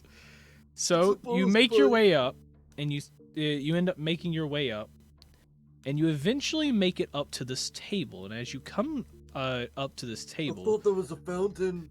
this is a table. As you come up to this table, made completely of ice, you look around the room and you see blocks of ice all around. You see, all of these ice columns and nice engravings made completely out of ice. And of course, in here, it is a little cold. Good thing But I- as you start... What? I said, good thing I have my ring of warmth. But as you start to enjoy, as you start to admire the engravings and all of the architectural prowess of all the ice has to offer here, you then see, sitting right over here in the throne. Of course, I don't have the picture; it won't show up, so I'm going to use another ghost. You see the Ice King with his white beard. He's just an old man with somewhat pale skin. He's pretty pale, just a hint of blue. But you see a very old man with a crown on his head, with a really thick white beard, just kind of sitting there staring at all three of you standing by the table. Can I try to seduce him?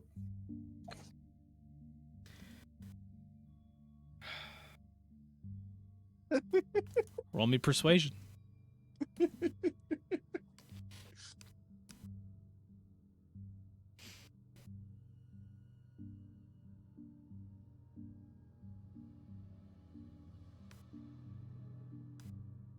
gonna be an 18.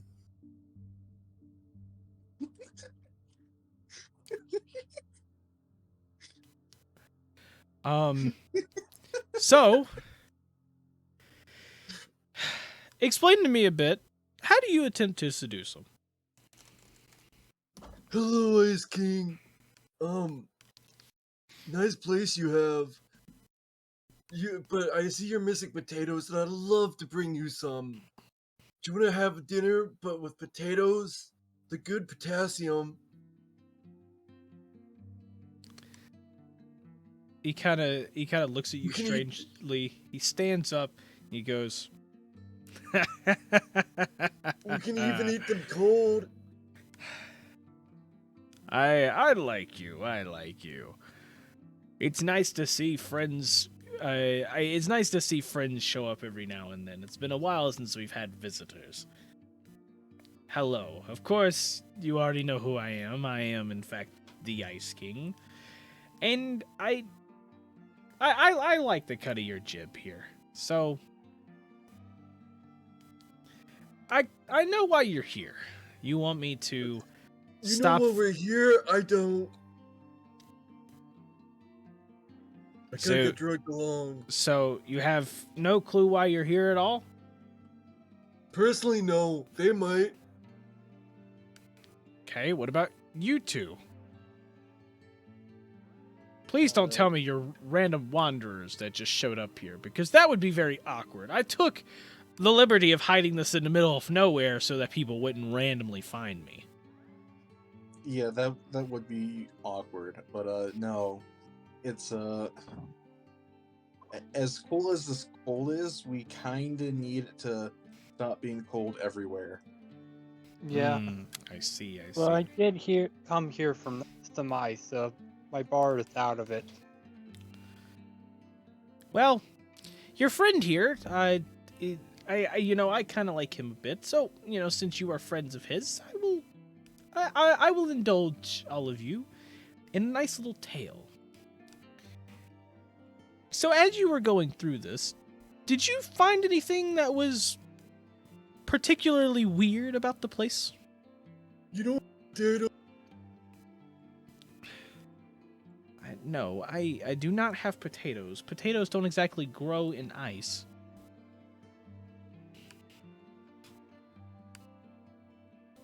But was there anything that you noticed that was particularly weird about this place? With this being an ice castle. Yeah, weird box on the wall, and the random ice creature kept looking at it.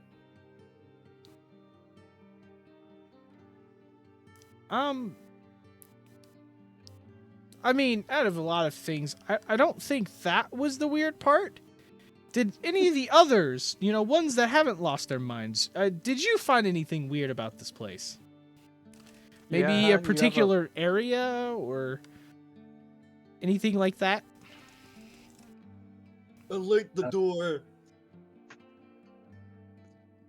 I have to say the weirdest part that we saw was the igloo out front. The igloo. So Yeah. you walk into an ice castle and you see a bunch of snow piled up in an igloo fashion, and you think that's not weirder than the entire room made of gingerbread? Well, I mean, that was weird, but I Well- mean, An average fairy tale, though.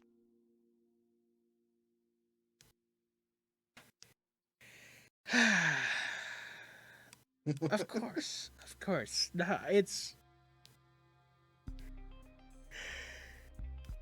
We've seen some stuff. I can tell. Well, in that case, it's probably best, since all of you have such weird tastes, it's probably best if you just left.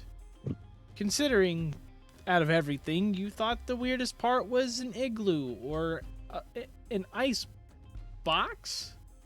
Yeah, Yeah, like, I why is think there we a call it the fluid- camera. Yeah, Or what was it? Did they say fourth wall? I don't know. Can't remember.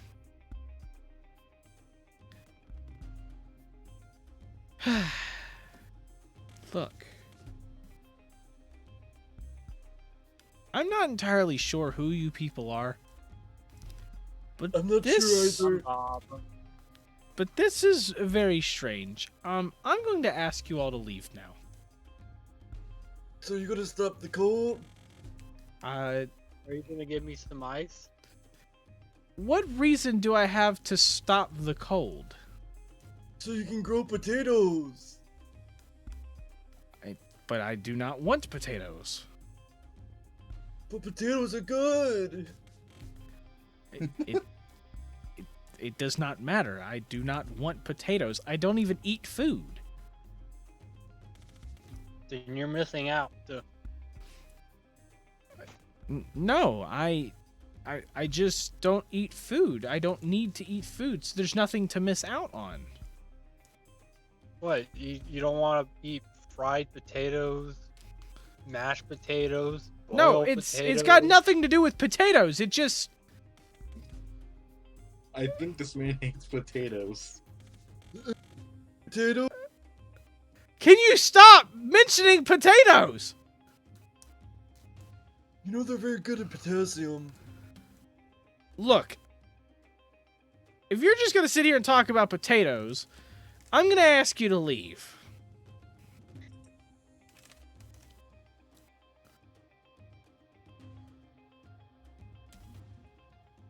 He Rocky has kind of whispers, like kind of loudly, whispers to Henry. He's like, do you think they got my medicine here too?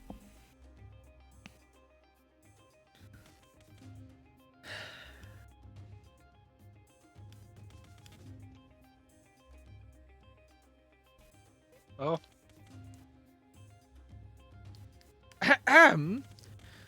I did ask for all of you to leave.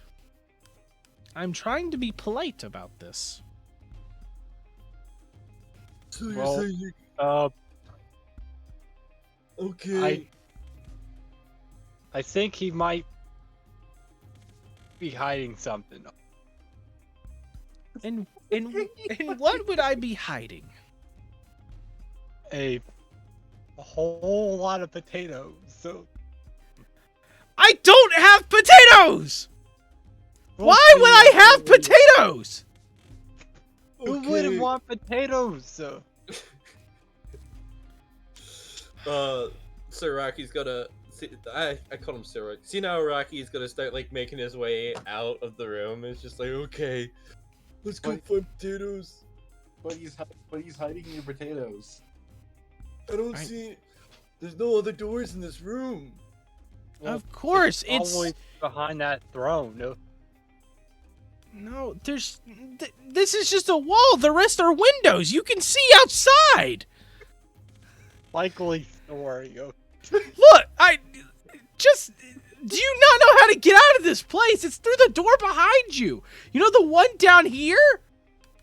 Yes, but we're trying to help our friend find his potatoes. There are no. Look. If I stop the whole weather thing, can you please just leave? Yeah, we can. Yeah, we can do Then that. please. There's the door. We will leave as long as you stop the. I get it. Okay, fine. I will stop and just get your crazy friends out of here. Nobody can live like this with two idiots talking about potatoes. Oh man, there's probably potatoes at my bar. But Okay. Oh my And we started like, ushering them out the door. And so have I told you the time I took down that frost giant single-handedly? With a potato. Yeah. all three of you leave, and you have completed the first ending of the run called Ice King Confusion. Like, Yeah! We did it, boys! It, I think we confused Johnny more than anything. You know, I was kind of expecting this. That's why I put this as an ending. Okay. Well, y'all ready for the next run? Sure. But Let's wait, did he Yeah. actually just like stop the weather? Yes. The weather was in fact stopped, and all of you, when you got back home, was rewarded with potatoes. a lot of potatoes. Of course, after a few months when they grew them all, but they paid you up. They paid you up front, and then later on, you got an unlimited supply of potatoes. Potatoes! Potassium! potatoes. Potassium power. Okay. Y'all ready for the next run? Yeah. Okay. Yep. Okay. So, all of you once again have arrived at this castle. Okay. So, the weather is all snowy. The sea you walk on is made of ice, and the cold is causing you to really want to go inside for a little bit of warmth. And as you arrive once again, you get a nice look inside, and the first room has a nice little lamp in the middle of the room on the ceiling, almost like a chandelier. Just below it is a nice big igloo. Are you guys getting deja vu? Nope. Wait, Yeah. deja who? Deja vu. There's an igloo. I'm gonna step inside it. Yeah, Okay. it's beats to being So, a popsicle. So all of you are stepping inside? Yeah. Henry is not going inside the igloo this time. Okay. So, both of them go inside where there is a campfire. Henry stays outside. And for the two that walk inside, You go inside, you get by the campfire, you start to hear a whisper. It's almost inaudible at first, and then eventually it goes away. And you sit here for a few minutes, warming up. But once you feel warm again, you notice Henry's still outside. Henry, get in here. Get in here, Henry. Yeah, let's sing a campfire song. Let's gather around the campfire and sing our campfire song. I'm not sitting here through this whole song.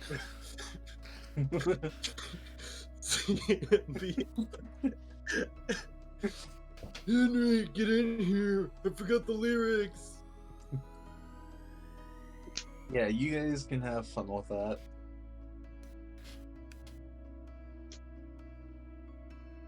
Okay. So you spend a few minutes sitting by the campfire, but what do you do?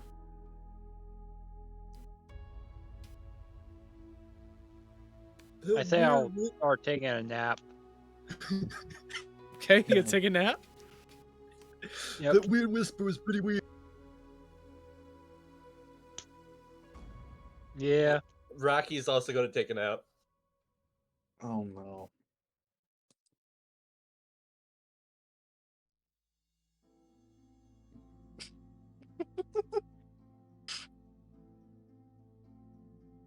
Okay. Well, Henry, what do you want to do? Can Henry just leave the place? Yeah. Cool, Henry's just gonna leave. Just He's get gonna- yeah, like just leave completely? Yeah, leave completely. He's just gonna leave Okay. in the igloo and in the ice castle. So you're just gonna leave completely? Okay. So you left and both of them have gone to sleep. I need both of you to roll me a d4. I got a 2.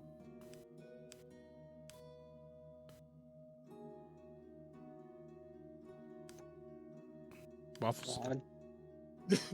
And I'm going to say in Rocky's sleep, he's like trying to figure out the lyrics to the campfire song. There we go. There we go. Okay. So, see now, Rocky, you wake up 2 hours later, and you see the campfire at this point has pretty much dimmed to almost, burnt out. And you look behind you, and you see that like Henry's gone, but the door's still open. Where did wake up? Henry left us. Henry's gone? Yeah. Well, if that's the case, then 5 more minutes, so... Okay. 5 minutes pass. Okay. Let's go find Henry. Yeah. Maybe he's not too far, but let's go. And we're going to just leave the ice castle. And you're just gonna leave the ice castle. You know which way we went? No.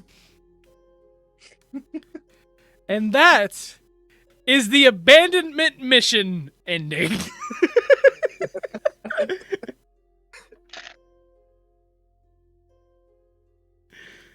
I knew you guys were gonna do that. I totally knew you guys were gonna do that.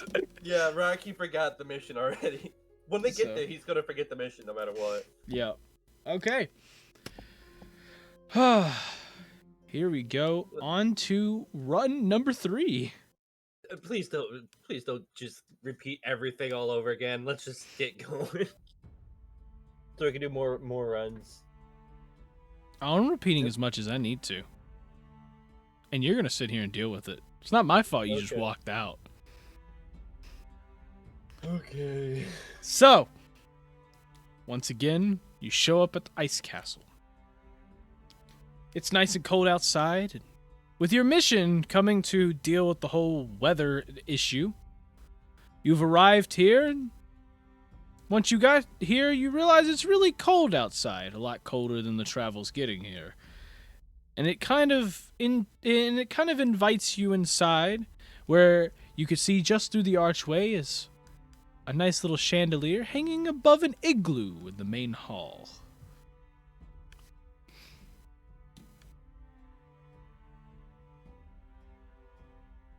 Weird. That's a weird igloo. Yeah. I guess Henry's gonna start like walking around the igloo this time. Okay. I start looking in it too. Okay. Well, you look in it, and once again, you see that campfire, and Henry's looking around, and he finds himself a couple of things. Number one, over here on the right, he sees a little lamp of some sort. Doesn't seem to be anything too interesting. It's just a lamp. But then behind it, behind the igloo, you do in fact see another door. Hey guys, there's a door back here. I want to Okay. pick up the lamp. Okay. So, you go over, you grab the lamp, and now you just have a free lamp that glows a nice blue light. Alright. Ooh, Okay. it's like my blood. I think. Door. I'm gonna bust down that door. Oh wait, is my blood purple? I can't remember. I think it's red. I don't like the color red. So, Well, as you I guess you can always change it to blue. as you approach Okay. the door, though, the door goes, "Hello, friends. It's nice to see new visitors here. I hope all of you are Why having is a the great door time thus speaking? far." The door is speaking because it can. And because I need to know if you are friendly or if you are enemies. You got potatoes? Unfortunately, I do not have potatoes. Then I think you're our enemies. So No, no, no. They're non-believers, which make them our friends. Only when they attack us about potatoes will they become our enemy. makes sense. You're wise. So, are you Ow! We're friendly. Hey, that was the mic falling. Yeah, I can tell. Siraki's gonna fall to the ground because of the mic fell. I'm just gonna say Siraki fell to the ground. It's like, We're friendly. Okay. Well, in that case, come inside. And he invites you inside of this gingerbread-filled room. And of course, you see a table there. The door closes behind you. Can I eat the table? If you so choose to, you can. However, not only will it take a while, but on top of that, you won't have time for any of the other food. I want to eat the table. I've never eaten a table before. I thought you don't like ginger. It goes against your diet. So. What Ginger. diet?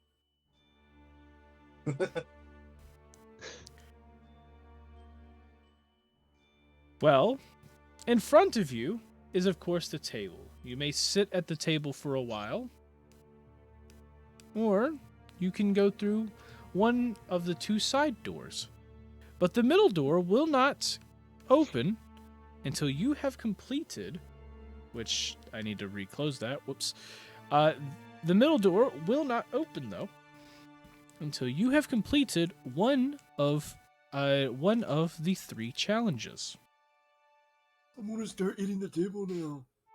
Henry is going to be sitting at the table. So, Siraki's gonna sit at the table as well, but eat the table. yep. I'll also sit at the table Okay. and start So helping him. you've chosen to stay here for dinner, right? Sure. Okay. Well, in that case, let's get us some food. And you see from the ground these little circles you see in the ground. You see a couple of them open, and it reveals a little hole that has a gingerbread pillar that pops up, revealing some food. It gets placed on the table. In the first bit there, you see, is a gingerbread man. And the door goes, Bon appetit. Enjoy your treat. Is But this man alive? No. You sure?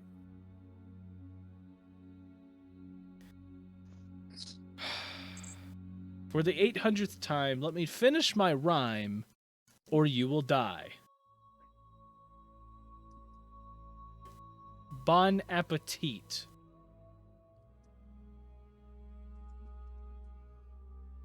And then you see the door turn back to normal, just annoyed. Suraki's gonna continue eating the table.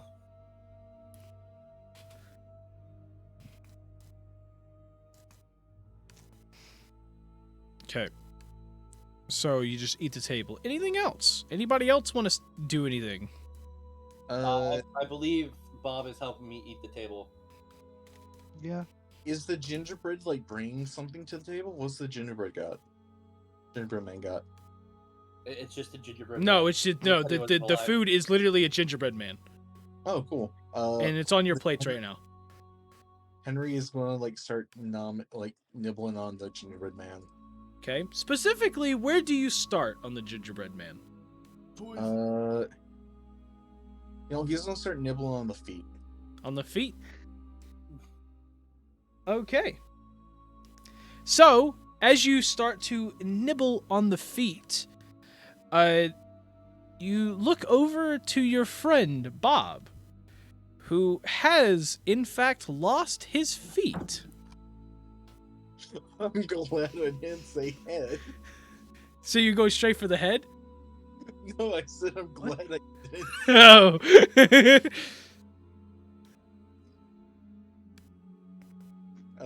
After seeing that, after seeing like the feet there go missing, he's gonna like put the gingerbread man down, just like, yeah, no, thank you.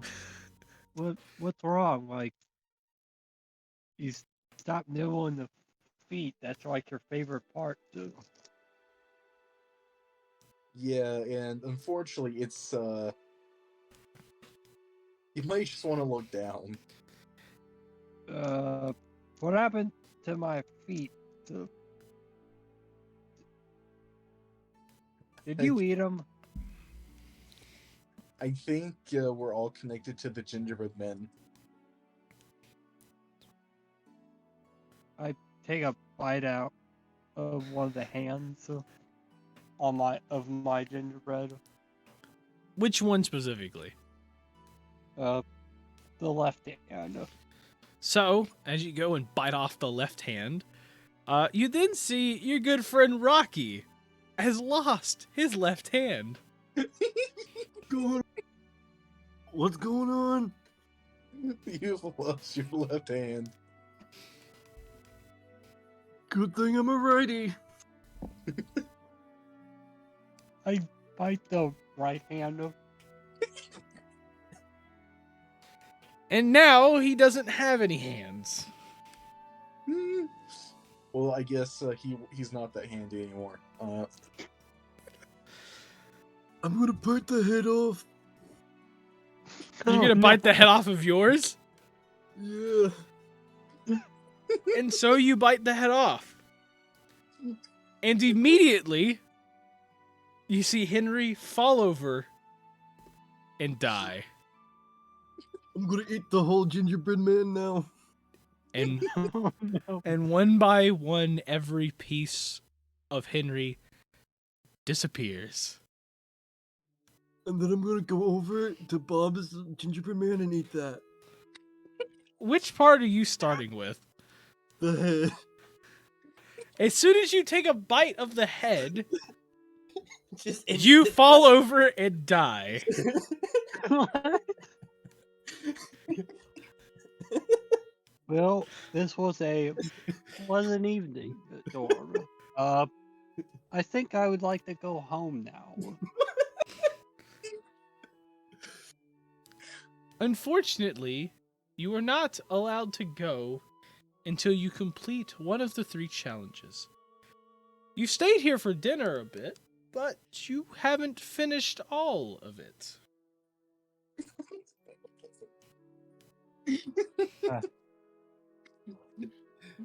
He just like shoves the rest of the gingerbread in his mouth.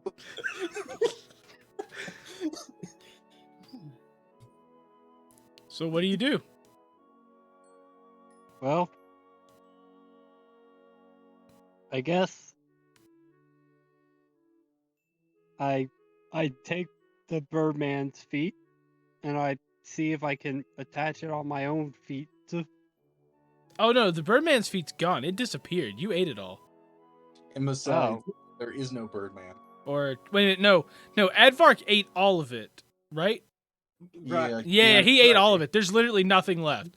Like it Yeah, fades away like dust.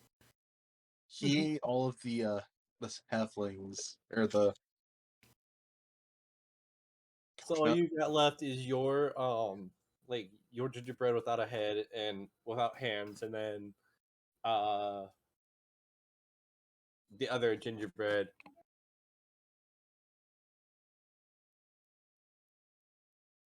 Well, dang. I guess I'll just start crawling to the left door. You want to go to the left door? You want to go to the Yeah. left? You're not able to finish your cookie. No. Okay, on to the left door.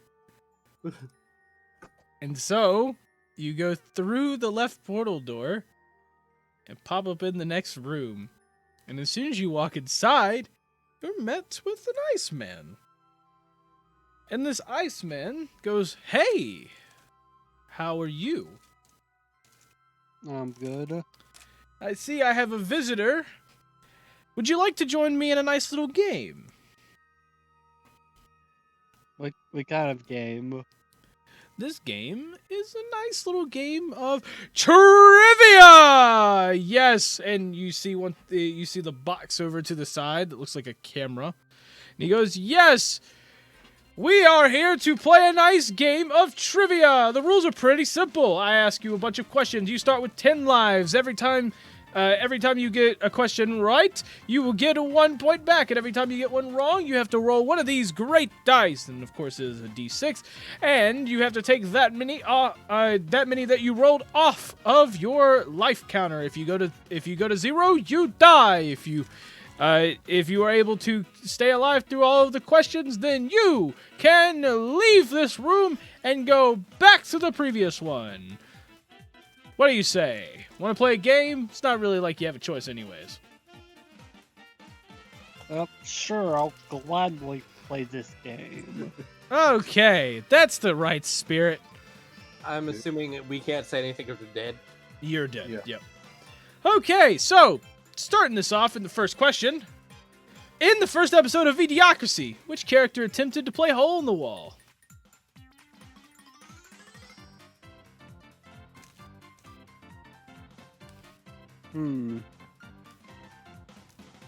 Damn. Was it Frodo? Is that your final answer? Yeah. Wrong. Frodo doesn't exist in this universe. The person you are thinking of is Frobo, and no. No, that's his name, Frobo. Yeah, and that is also incorrect. It actually was it was in fact the Bard at the very beginning of the series. So, roll me a d6 real quick.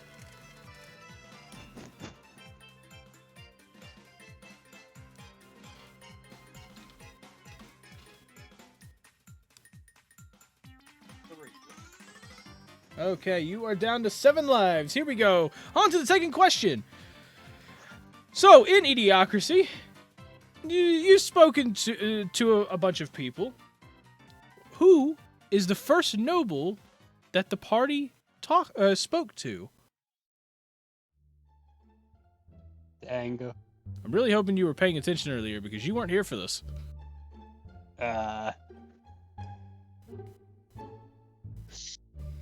Um.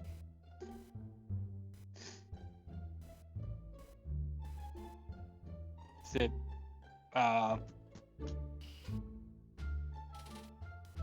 is it Vanessa? Is that your final answer? Yeah.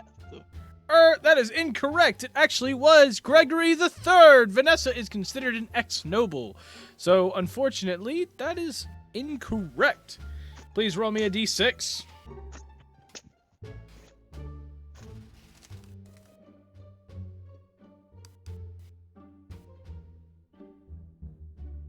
That is 1.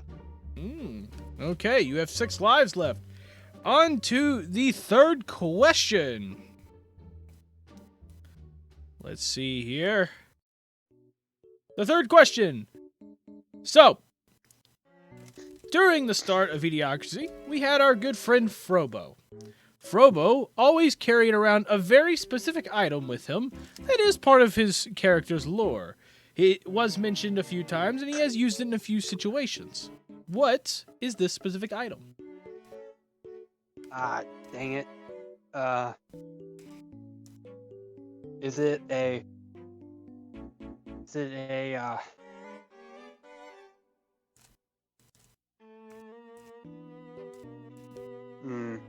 a knife, isn't it? I need to know specifically. Dang it.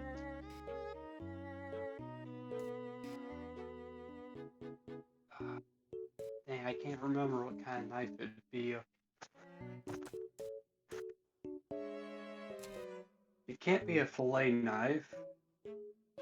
It's definitely not.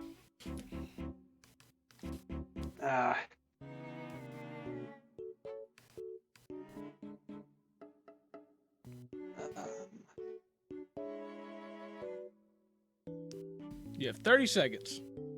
A butcher's knife? Is that your final answer? Yes?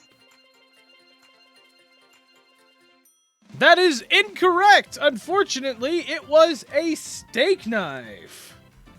Please roll me a d6.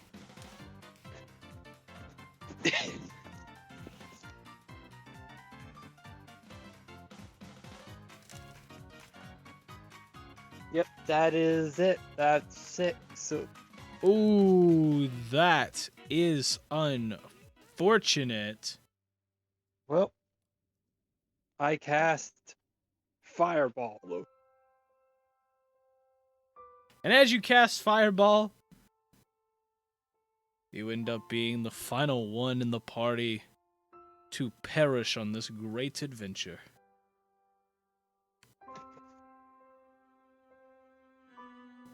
And with you being the final one to perish in this great adventure,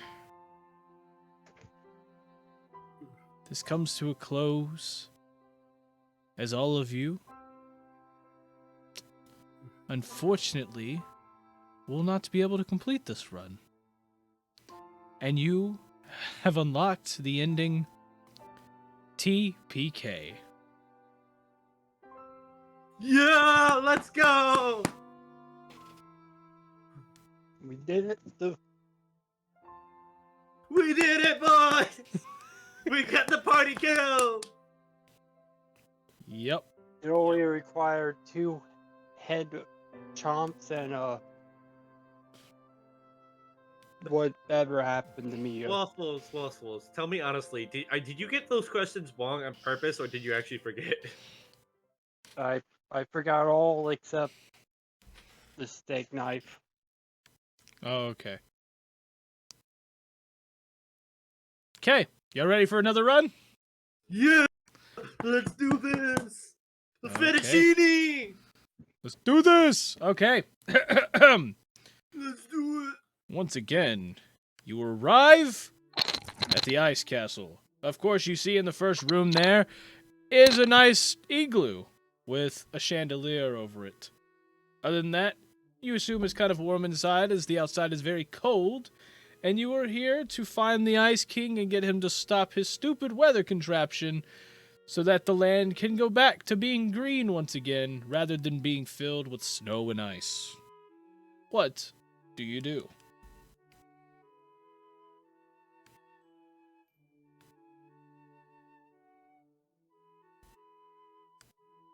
Come on, guys, let's go in the igloo. I grab both of their hands and start moving towards the igloo. Okay. I don't hear any I objections. can walk on my own. I'm not Oh, a child. I'm a dwarf. To the igloo. To the igloo. cool.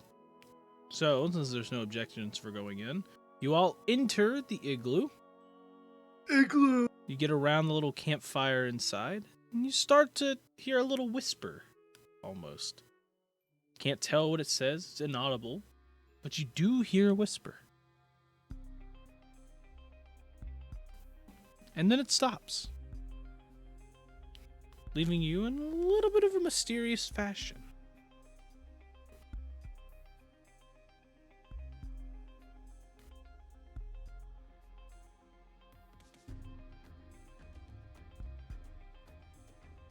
Well, I guess this. I guess this is just nothing, so let's leave. So, you turn around and you go to the door. The door slams shut. And then you hear the whisper again, but this time it goes, "Hello. Hope you're all doing well. I see you have come inside of my igloo. Yeah. But before you leave, as I can guess, I do need to ask you one question. How much time can you spare?" 30 minutes. I see. 30 minutes? No, make that 5 minutes. 5? I think I can do better than that. 2 minutes. 2 minutes. I can do one better. A minute. 1 minute. Well, It 30 seems you are seconds. very busy people. So I shouldn't be keeping you waiting, but I do need a definite answer. 3 Remember, minutes. it's not based on the amount of time. It's based on how you answer. 3 minutes. You say 3 minutes? Also, do you have a cousin? No. Unless you want to count all of the snow in the world and all of the igloos? No. Oh, I was referring to an old fairy tale I heard about a snowman. I think his name was Frost. Frost? I'm not sure. That does sound like a particularly common name, I guess you would say, if you were to name something that was cold. Yeah, I think it was Frosty the Snowman. Oh, well, that is kind of convenient. My name is Frosty, but as you can tell, I'm not a snowman. I am an igloo. Then why isn't your name Icy the Igloo? Because I'm not made out of ice. I'm made out of snow. Okay.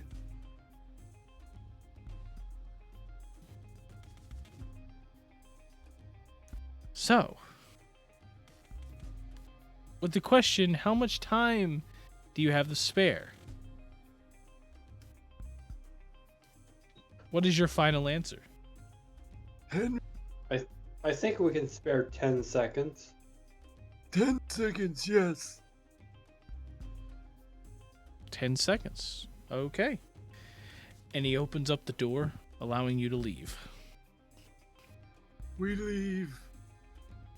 Yeah, You we leave leave. the igloo. So as you leave, you know all that blah blah stuff. It essentially invites you to come back in for 10 seconds. Well, that's nice. I'll go in. We'll go in for 10 seconds. Okay. So you go back inside. The door shut again. And then he asks once again, how much time can you spare?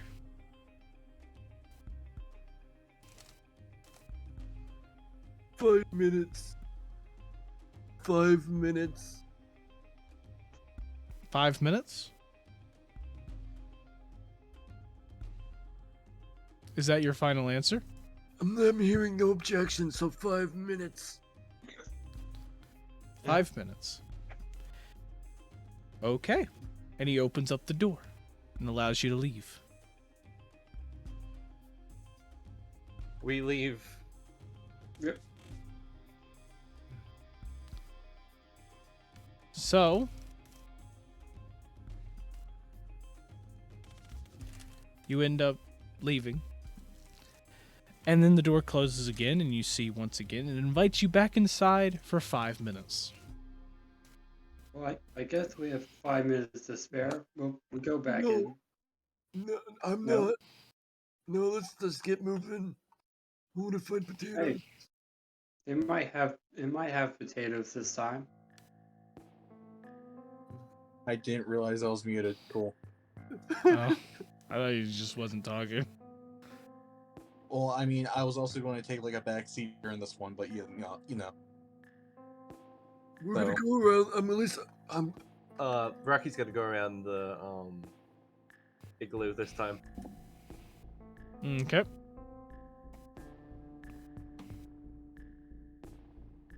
So you go around he the just igloo. walked through the igloo and just busts out the other side. Look, man, I'm just I know. moving it. I know, I was making. Let's just continue! Okay. I go on and try to open the door. So, you walk up to the door, and you attempt to open it. And as you do, you see the door, the engravings kind of turn into a face, and it goes, why are you touching me?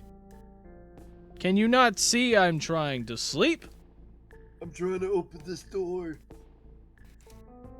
Well, of course.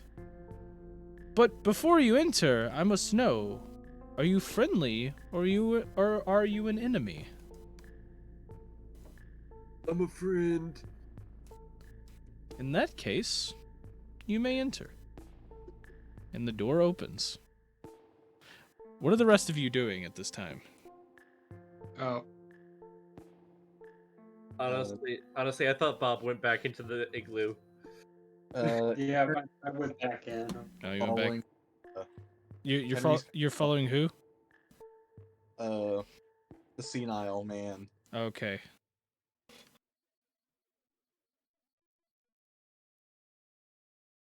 Okay. Are there potatoes in here? He just kind of like glances around the gingerbread. No. There are no potatoes. It's just gingerbread. The door shuts, and he goes through a spill and says, and asks, "Would you like to wait for dinner, or would you like to go through one of the other two challenges?" I'll go through the other door. Okay. And he Which starts rolling towards the right door. the right door? Okay. And I assume Henry is following him.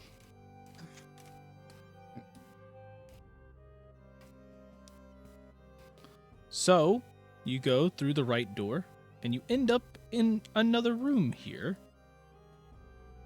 If it'll drag the freaking character. There we go.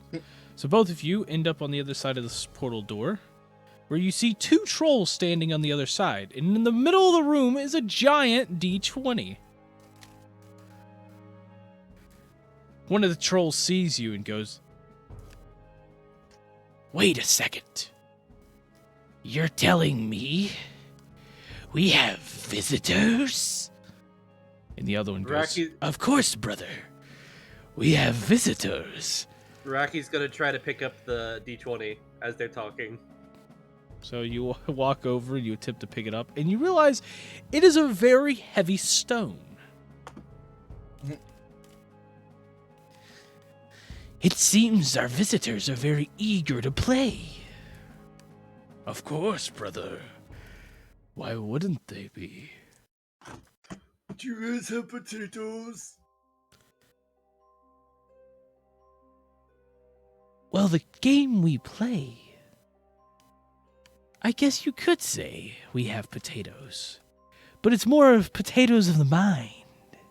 Yeah, potatoes. And this Are time you- he's gonna try to push it instead of picking it up. Yep. Give me a strength check.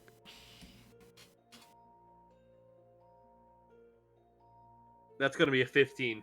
15. So, you push it, not really able to control it too well, as you see. As you push it, you give it all your might, but you can't really control it that well, and it rolls just a little bit, and it lands on 17. And as it lands on 17, one of them, you see the one to your left, which is the one on the right here. That one goes, It seems he started the first roll. Does he understand what he just did? And the other one goes, I don't think so, brother. But it seems that he has finally rolled for initiative. And then they look over at Henry and goes, Would you like to roll as well?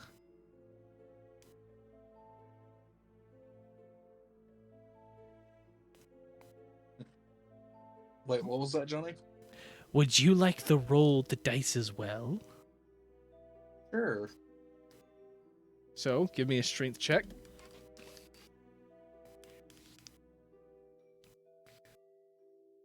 $19. So you go to roll it, and you end up getting a 14 on yours.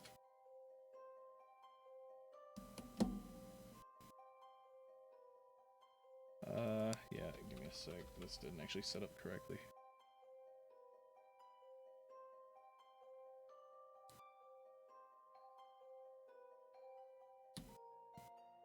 Meanwhile, So, meanwhile, Bob in the igloo. Yep. So, both of the trolls walk up, and they both, of course, do a little roll to it, essentially. And the first one there that rolls it, this left one here, he gets a 7, and the other one gets a nat 1. And after they do that,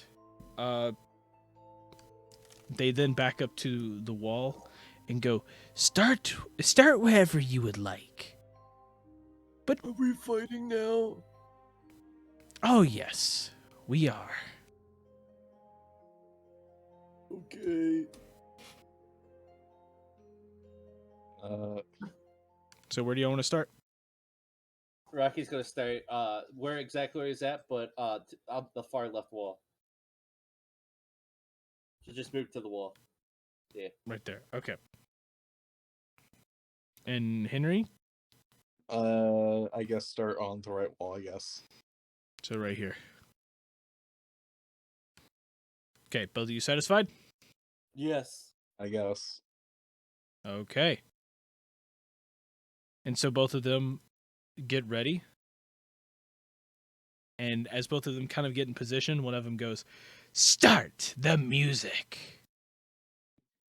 And that is where we are going to start with Henry. Henry, Mm-hmm. What are we doing? you actually wait a minute. Why are you first? That doesn't make sense. Why did it put you first? You're not even supposed to go first. It's supposed to be Rocky. Why didn't that's so weird. There we go. Rocky. Question. would you like me to start with your turn? Or do you want to pan over to the Adventures of the Igloo? Adventures of the Igloo. Adventures of the Igloo! And so we pan over to the Adventures of the Igloo. It is so basically you've waited there for 5 minutes, and now Bob, the door once again asks you, how much time can you spare? Well, seeing that my friends went inside without me, I guess I can spare as much time as you want. As much time You as want I to hear want? about the time I killed a frost giant with only one hand?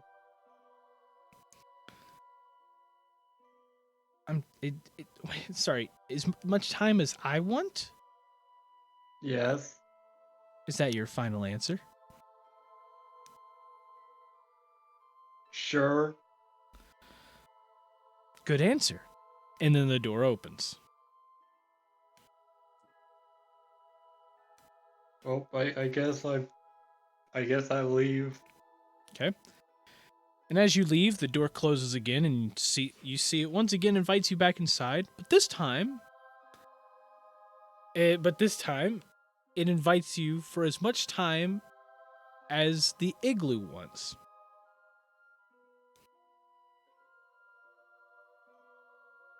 I don't know if I want to go back in there. Do it for the lulz. I'll go back in there. So you walk back in, and the door shuts again, leaving you inside until the igloo decides to let you out. And so, we get back to this. Starting this off, we have Senile Rocky. How do you want to do this? First, I'm gonna roll an intelligence check to see if I remember where I am. Okay. Well, I do, unfortunately. He's gonna pull out his rapier, Mm-hmm. and then he's just gonna walk over to Henry. Okay, walk over to Henry. And he's gonna end his turn. Okay. Henry, what do you want to do? He's gonna pass. Okay. Well, I see they're not taking this seriously. I know, brother. I think you should teach them what's up here. Of course. And he walks up, and he is going to take a swing at Henry to start us off. So, he's going to first attempt to claw at him. First one is a 20-something. Does a 20-something hit? Yes. Okay. And that is going to deal... no, sorry, wait a minute. Oh, no, it's claw. Sorry, my bad. It's going to be... It's going to be 12 slashing. He's going to swing again. Same number, so that's another hit. What is that So, exact number? That'd be 26 again. Yeah, so he just got... So the first attack, you got hit with 12 slashing. 12. And then he rolled the exact same thing, which was a 26, I believe. 20-something. And he is going to deal another 12 slashing damage. And then he's going to attempt to bite you.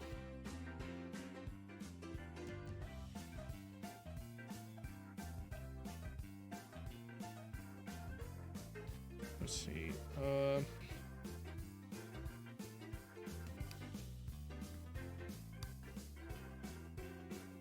That is 23 to hit. 23 hits. And that is going to be 10 piercing damage. Fun.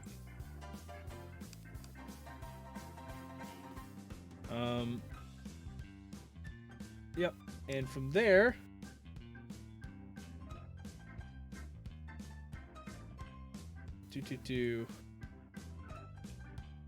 from there, the next one walks up, and this one is going to swing at Rocky. Starting with the claw. The first swing is a miss. The second swing is a 15. Does that hit? Nope, that's a miss. Okay. And then is going to attempt to bite you, which is going to be a 23 to hit. I'm pretty sure that hits. That does 6 piercing damage. And we go back to Rocky. Genie! And as soon as he says fettuccine, the sword ignites in flames. Because it is the Flame Tongue Rapier. Okay. And he's gonna slash at the guy that just hit him. Okay. Roll for hit. Does a 15 hit? A 15 does hit.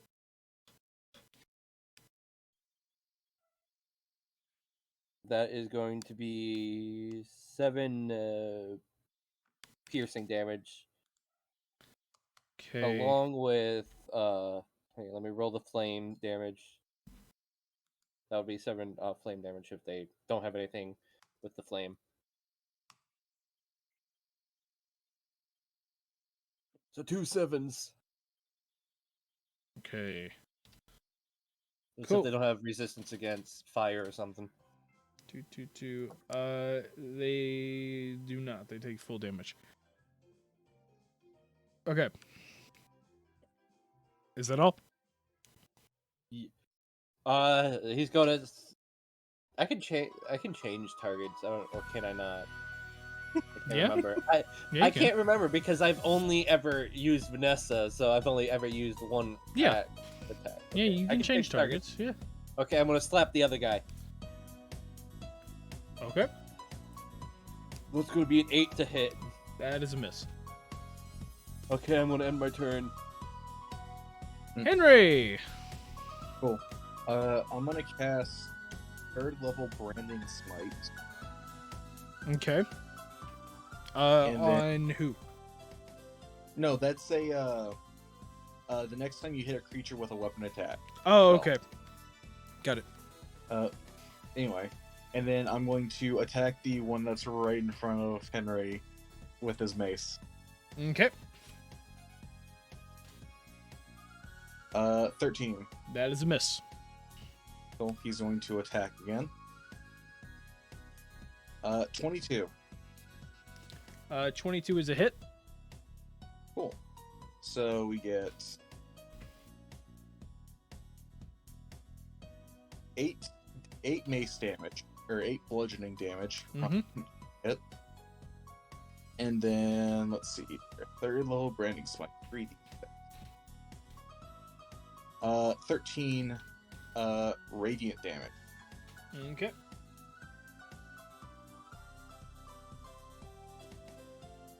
That's the end of his turn. Cool. So this troll, just being smacked by you, is going to attempt to grab Henry. So Henry, give me an athletics or acrobatics check.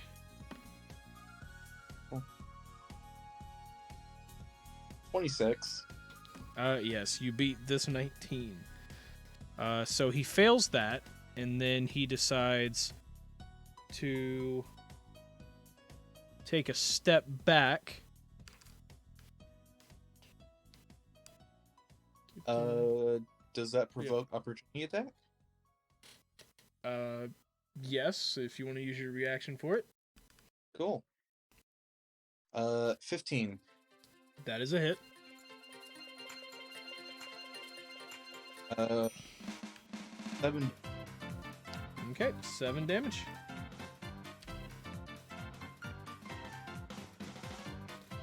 Cool. And he ends his turn there, which goes to the next one. The next one is going to attempt to grab Rocky. Rocky, give me acrobatics or athletics. Okay. Acrobatics or athletics, right? Yes. Yes, acrobatics or athletics. You get to choose. That's gonna be a 3. Yes. I So rolled a nat 1. yeah, he ended up getting a 16. So he now has you grappled. So he has grabbed you, and then he is going to actually drag you with him. And bring you back to this corner with him. Right there. And that is where he's going to end his turn. Back to Rocky. I'm gonna break out. Okay. You don't want to roll for intelligence check? Oh shit, I probably should. Oh, okay, that was a nat 1. Oh, fun. Was he doing? I rolled for intelligence and I got a nat 1. Oh. With no modifiers because I have a +0. In So, what do you do? Not knowing where I am, I want to try to sit down. I know he has his hands on me, but I'm gonna try to break out so I can sit down at least. Okay. What'd you roll? The strength check, right? It's acrobatics or athletics. Oh, great. That's to break out. I thought it was strength check to break out. It's to break out of a grapple. It's athletics or acrobatics. Okay, that was dirty 20. He's like, get your hands off me. So I don't know who he you ended are. up getting a 22. So he beat you on that. You were still grappled. He's touching me. Anything else?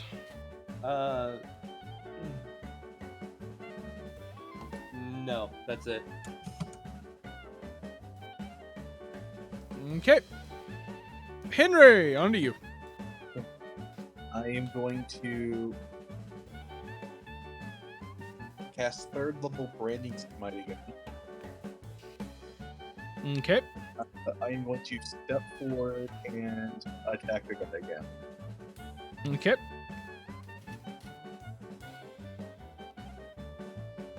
18.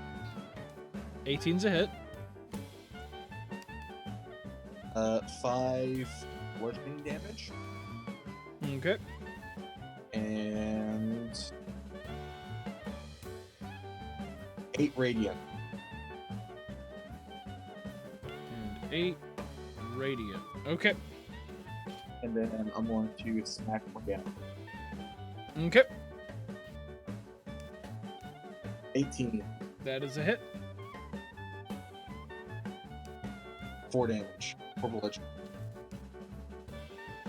Mm-hmm. And that's the turn. Okay. So, moving on to the guy you just hit. At the start of his turn now, he is actually going to heal for 10 health. And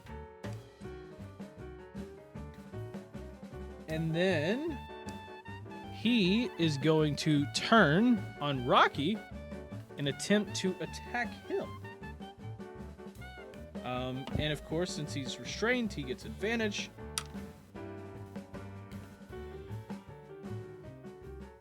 That is an 18 to hit. Sorry, wait a minute. Wait. That's even higher, actually. Oh, yeah, I screwed that up. Wait a minute. His claw has that. That's a 21. I was gonna say meets it anyways. Oh, okay. No, it would have hit either way. And that's gonna deal 13 slashing damage. He is then going to swing on you again, which is going to be It's going to be 25 to hit, which deals 8 slashing damage. And then he's going to bite you.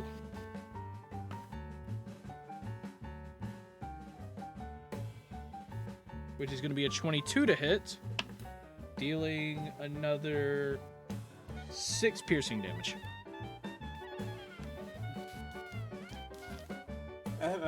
I'm already past 30 hit points already taken from me.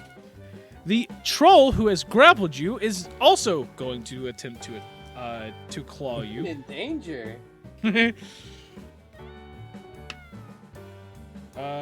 ends up missing. He's going to attempt to claw you again. Which misses again. And then he's going to try to bite you.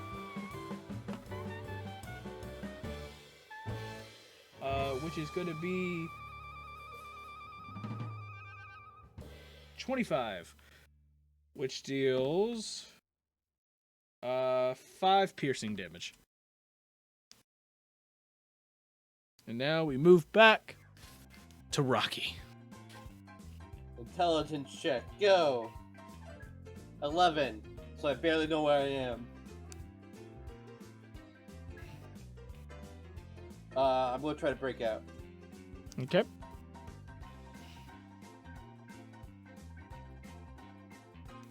That's gonna be another 11. 11, and let's see, he's gonna I completely, there we go. Well, you beat him, he got a 9. So, you have broken out. That's one action, isn't it? Yes. So, I'm trying to remember if I can attack. You cannot. Cannot, okay. Those 2 attacks are part of one action. Oh, right, yeah. See, I'm used to Vanessa. You know how it's bad. It's called Read. It's on your character sheet. You get 2 attacks per action. Okay. You've already used your action. So what do you do?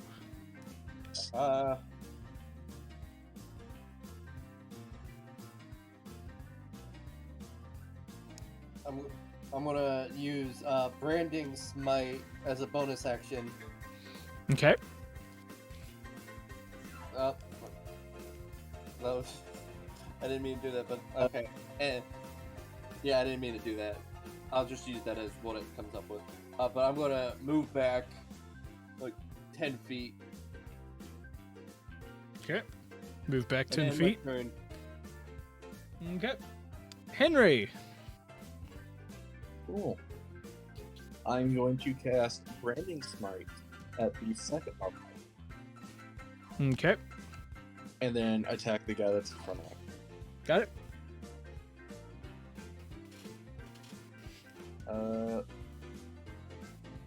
12. That is a miss. I'll attack again. 26. That is a hit. 5 bludgeoning damage, 5 bludgeoning. and then 6 radiant. And 6 radiant. That is my turn. Okay. So, starting off the guy you just hit, he's going to regenerate 10 of his health back. He is then going to turn to you, and he is going to attempt to grapple you. I need you to give me an acrobatics or athletics check. 22. That beats his 13, so he fails that. And then his brother, not friend, his brother is going to run up and attempt to grab Rocky again. Give me an athletics or acrobatics. 16. 16, he gets He gets 21, so he's got you grappled again. And we move back to Rocky. You know, I'm just gonna stab him.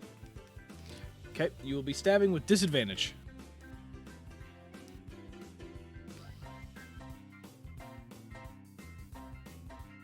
I'm assuming a 9 misses. 9 does in fact miss. We'll try it again. 11 misses as well.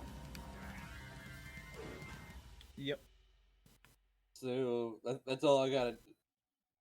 That's all I'm gonna do. Actually, before I finish that sentence, I swear I gave my. Never mind. I swear I gave myself a healing word, but I think that's just a cleric thing, anyways. So, yeah, end my turn.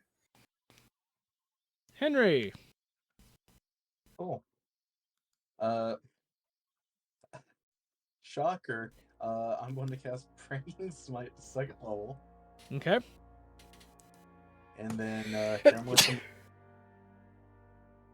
And then you're gonna hit him again. Yep.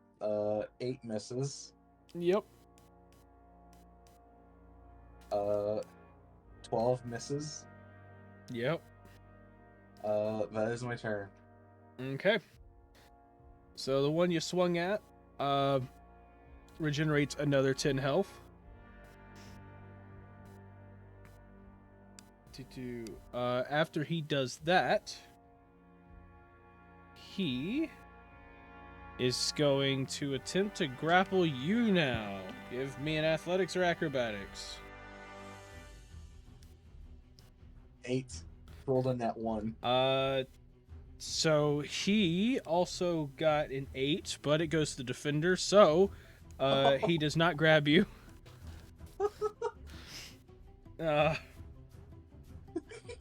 Yeah, ends his turn there, moves on to the other one who is going to regenerate 10 health. And then he is going to attempt to attack Rocky again.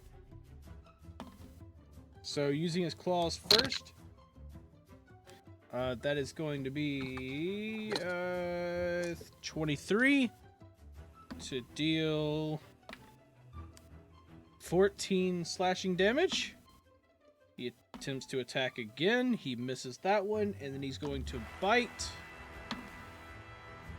with another 14, 23. Yes, 14 slashing.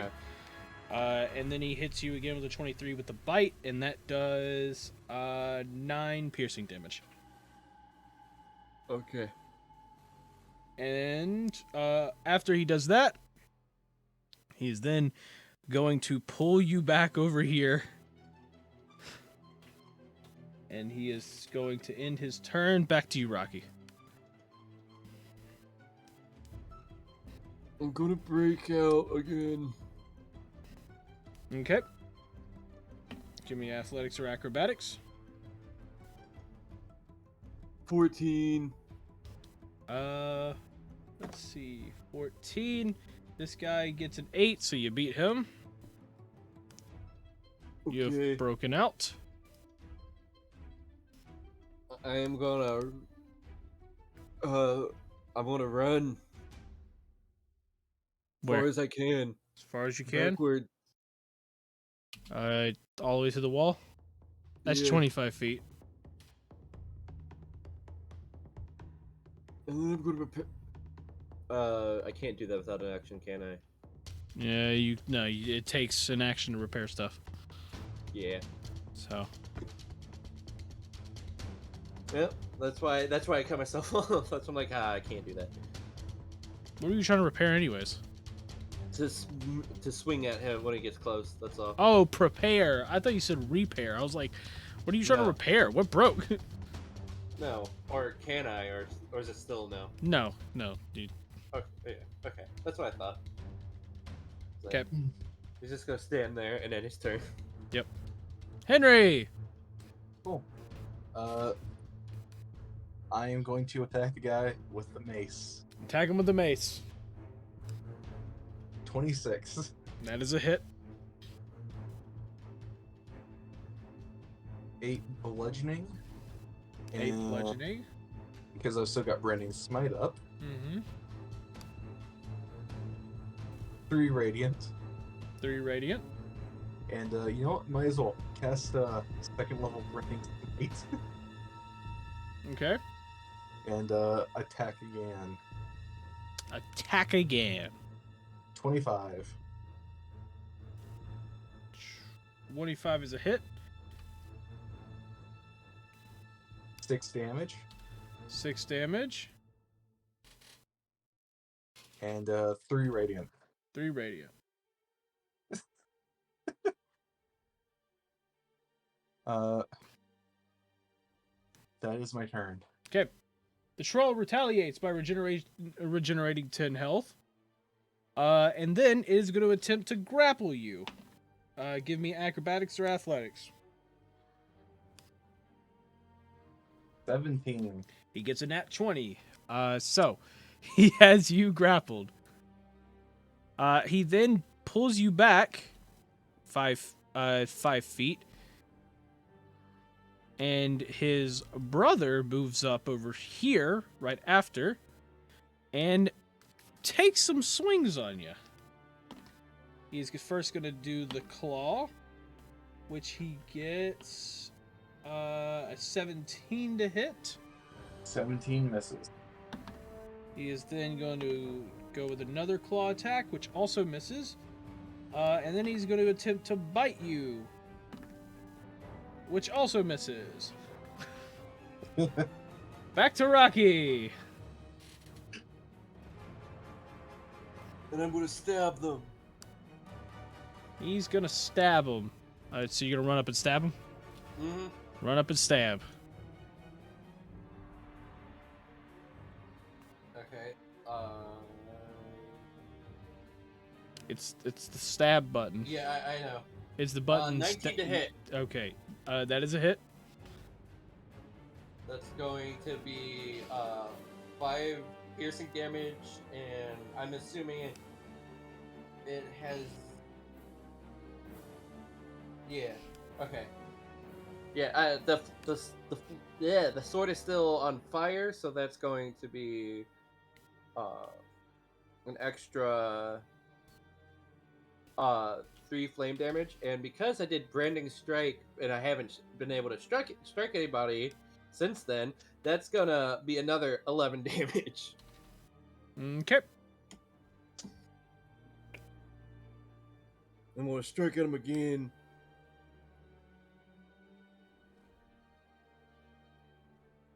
Hit the number, and that's gonna be missed with an 8. Okay. And my turn there. Henry! Cool. I guess I just try to break out. Okay. Acrobatics or athletics? Yep. 21. He got not that, so you broke out. And that was my main action, right? Yes. Cool. Guess that's my turn. Okay. So, the one you just broke out from heals for 10 health. And then he is going to swing at you.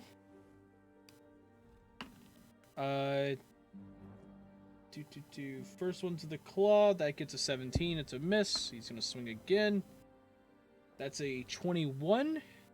21 hits. And that is going to deal 10 slashing damage. And then he's going to attempt to bite you, which is also going to miss. And then the other one here is going to turn toward Rocky. He's going to swing. That is 25 to hit, which is it's going to be 11 slashing. He's going to swing again. That one's going to be a miss. And then he is going to bite with a nat 20. Mhm. And that is going to be 14 piercing damage.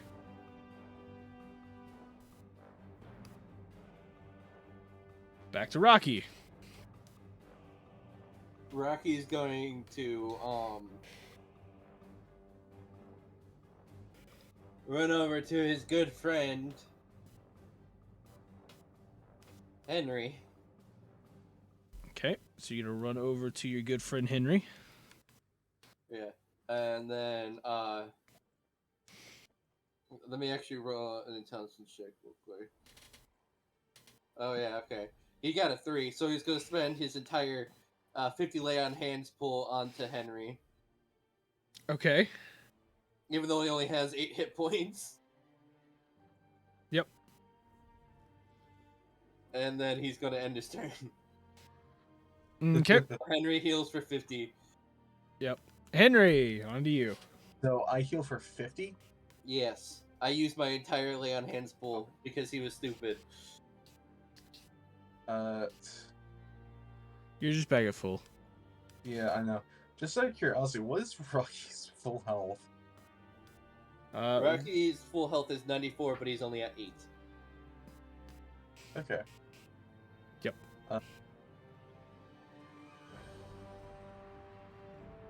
You know what? Just because Rocky did it for him, I'm gonna use all my lay in hands full, which is 50, to heal Rocky. Okay. So, yeah. And that's my turn. So we both healed up this turn.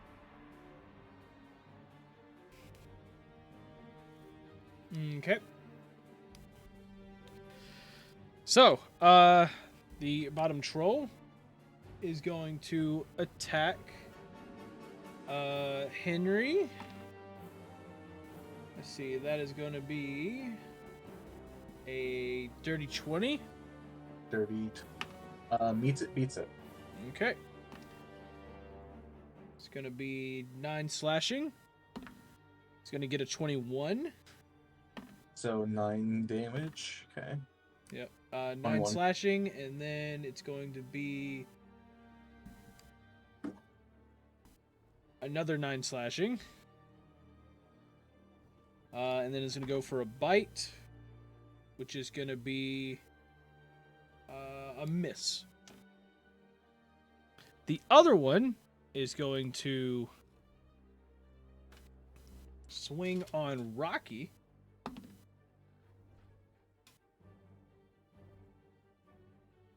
It's going to be a 19 to hit, which deals 9 slashing as well. And then it's another 19 to hit.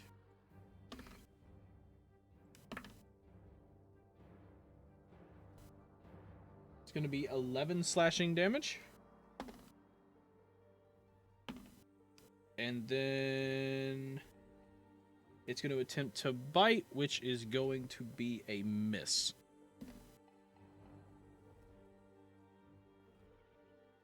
Back to Rocky. My bonus action. And he's going to slash at the guy that just bit him.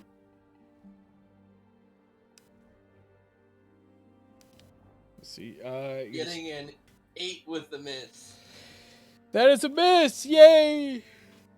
He's gonna try again.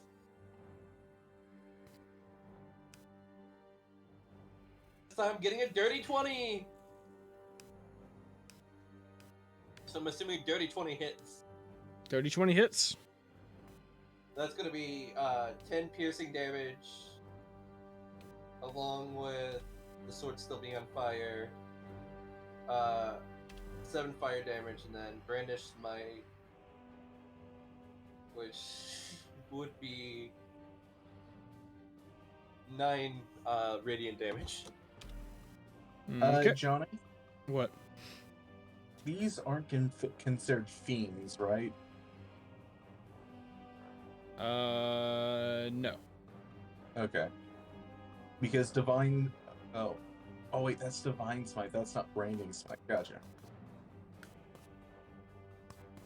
Never mind. Doesn't matter anyway. Doesn't matter anyway. Okay. Yeah, and that's the end of my turn. Okay, Henry. Henry, he is going to attack the one that Rocky's been attacking with the mace. Okay. 16 That is a hit. What's gonna work? Team. damage. Okay. He's going to attack again. 23. That is a hit. Another 8 damage. 8 damage. That is his turn. Okay. The trolls, of course, are going to swing back. Both of them are going to start swinging at Henry. First one swings, misses the first swing, misses the second swing, and attempts to go for the bite, which is a nat 20. That hits. That's going to be 7 piercing damage. The second one is going to swing with the claws, miss. The second one is a dirty 20, which is going to be another 7 slashing damage. And then it's going to attempt to bite, get a 21, which is going to be 5 piercing damage. And after it does that, you see the D20 dice that you guys were messing with earlier start to glow a bit, and then it pulses around the room. I need both of you to give me a wisdom saving throw. Is it against magic? Because I have advantage on wisdom saving throw against magic. It is magic, yes. Yeah, advantage. So I need a wisdom saving throw. I didn't do well. I got an 8 anyways. I thought you said you had advantage. Yeah, I got. that was a 3 and a nat 1. Oh, And I got a +5 on it. I got a 16 with a +0. You got a 16. Oh, Oh, this is where things get funny. I did a check. Sorry, I did Oh, a check. okay. Thorough. Okay, saving throw then. Yep. 10. 10. Oh, that's unfortunate. So, as the pulse kind of goes out, it kind of like starts messing with both of your minds. You like your mind gets all fuzzy for a few moments, and you try your hardest to like shake it off, but for some weird reason, both of you just fall unconscious, and you both are mind controlled by the dice. Basically, leaving you both out of commission. And with that, we move back to the Adventures of the Igloo. Where I'm assuming, this is just an assumption, but I'm assuming Bob is telling the Igloo about his story of how he killed a frost giant with a potato. Johnny, I don't think it means much, but whenever creatures are whenever there's a friendly creature like within 10 feet of me, we get +1 to saving throws. So I technically got 11, and Rocky technically got a 9. Yes, that wouldn't have helped. Yeah. The DC was 14.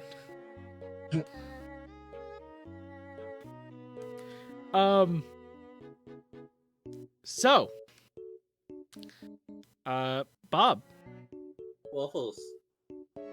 Unmute Waffles, please. Waffles. This happens all the time, dude. This happens all the time. Waffles? Okay, well, I don't really need him for this anyways, because he stated that he stated before that he was going to stay inside the igloo for as long as the igloo wants. And with that, he unlocked the forever igloo ending. And what did we unlock? Huh? He unlocked the forever igloo ending, but what did? Oh no, The you other got two- you two don't get an ending. Oh, not even the mind control ending. Nope. Nah, I was gonna like put that under the whole TPK kind of ending. Oh, But yeah, that's fun. I think Waffles is gone. he might be. He might be dead. Waffles? Okay, Awful. that's probably a time to call us quits. Yeah.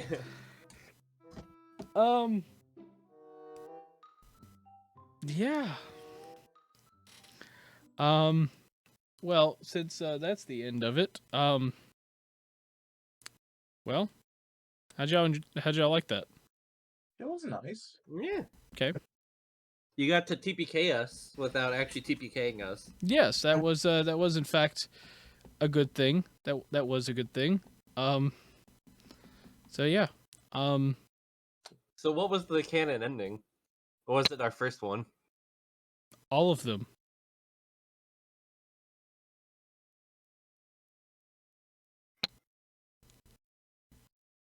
Yeah, try to piece that together. Thank you guys so much for watching. If you enjoyed, make sure you press like, subscribe buttons down below, and please comment your favorite moment in eDIOCRACY. You know, we've been here for a year now, and I want to know what what are your favorite moments. Also, tell us how many of those trivia questions you got right earlier in the episode. If you got them all right, good for you. Actually, if you got them all right, screw you, because you looked them up. I know you did. Because I was looking them up as I was asking them. So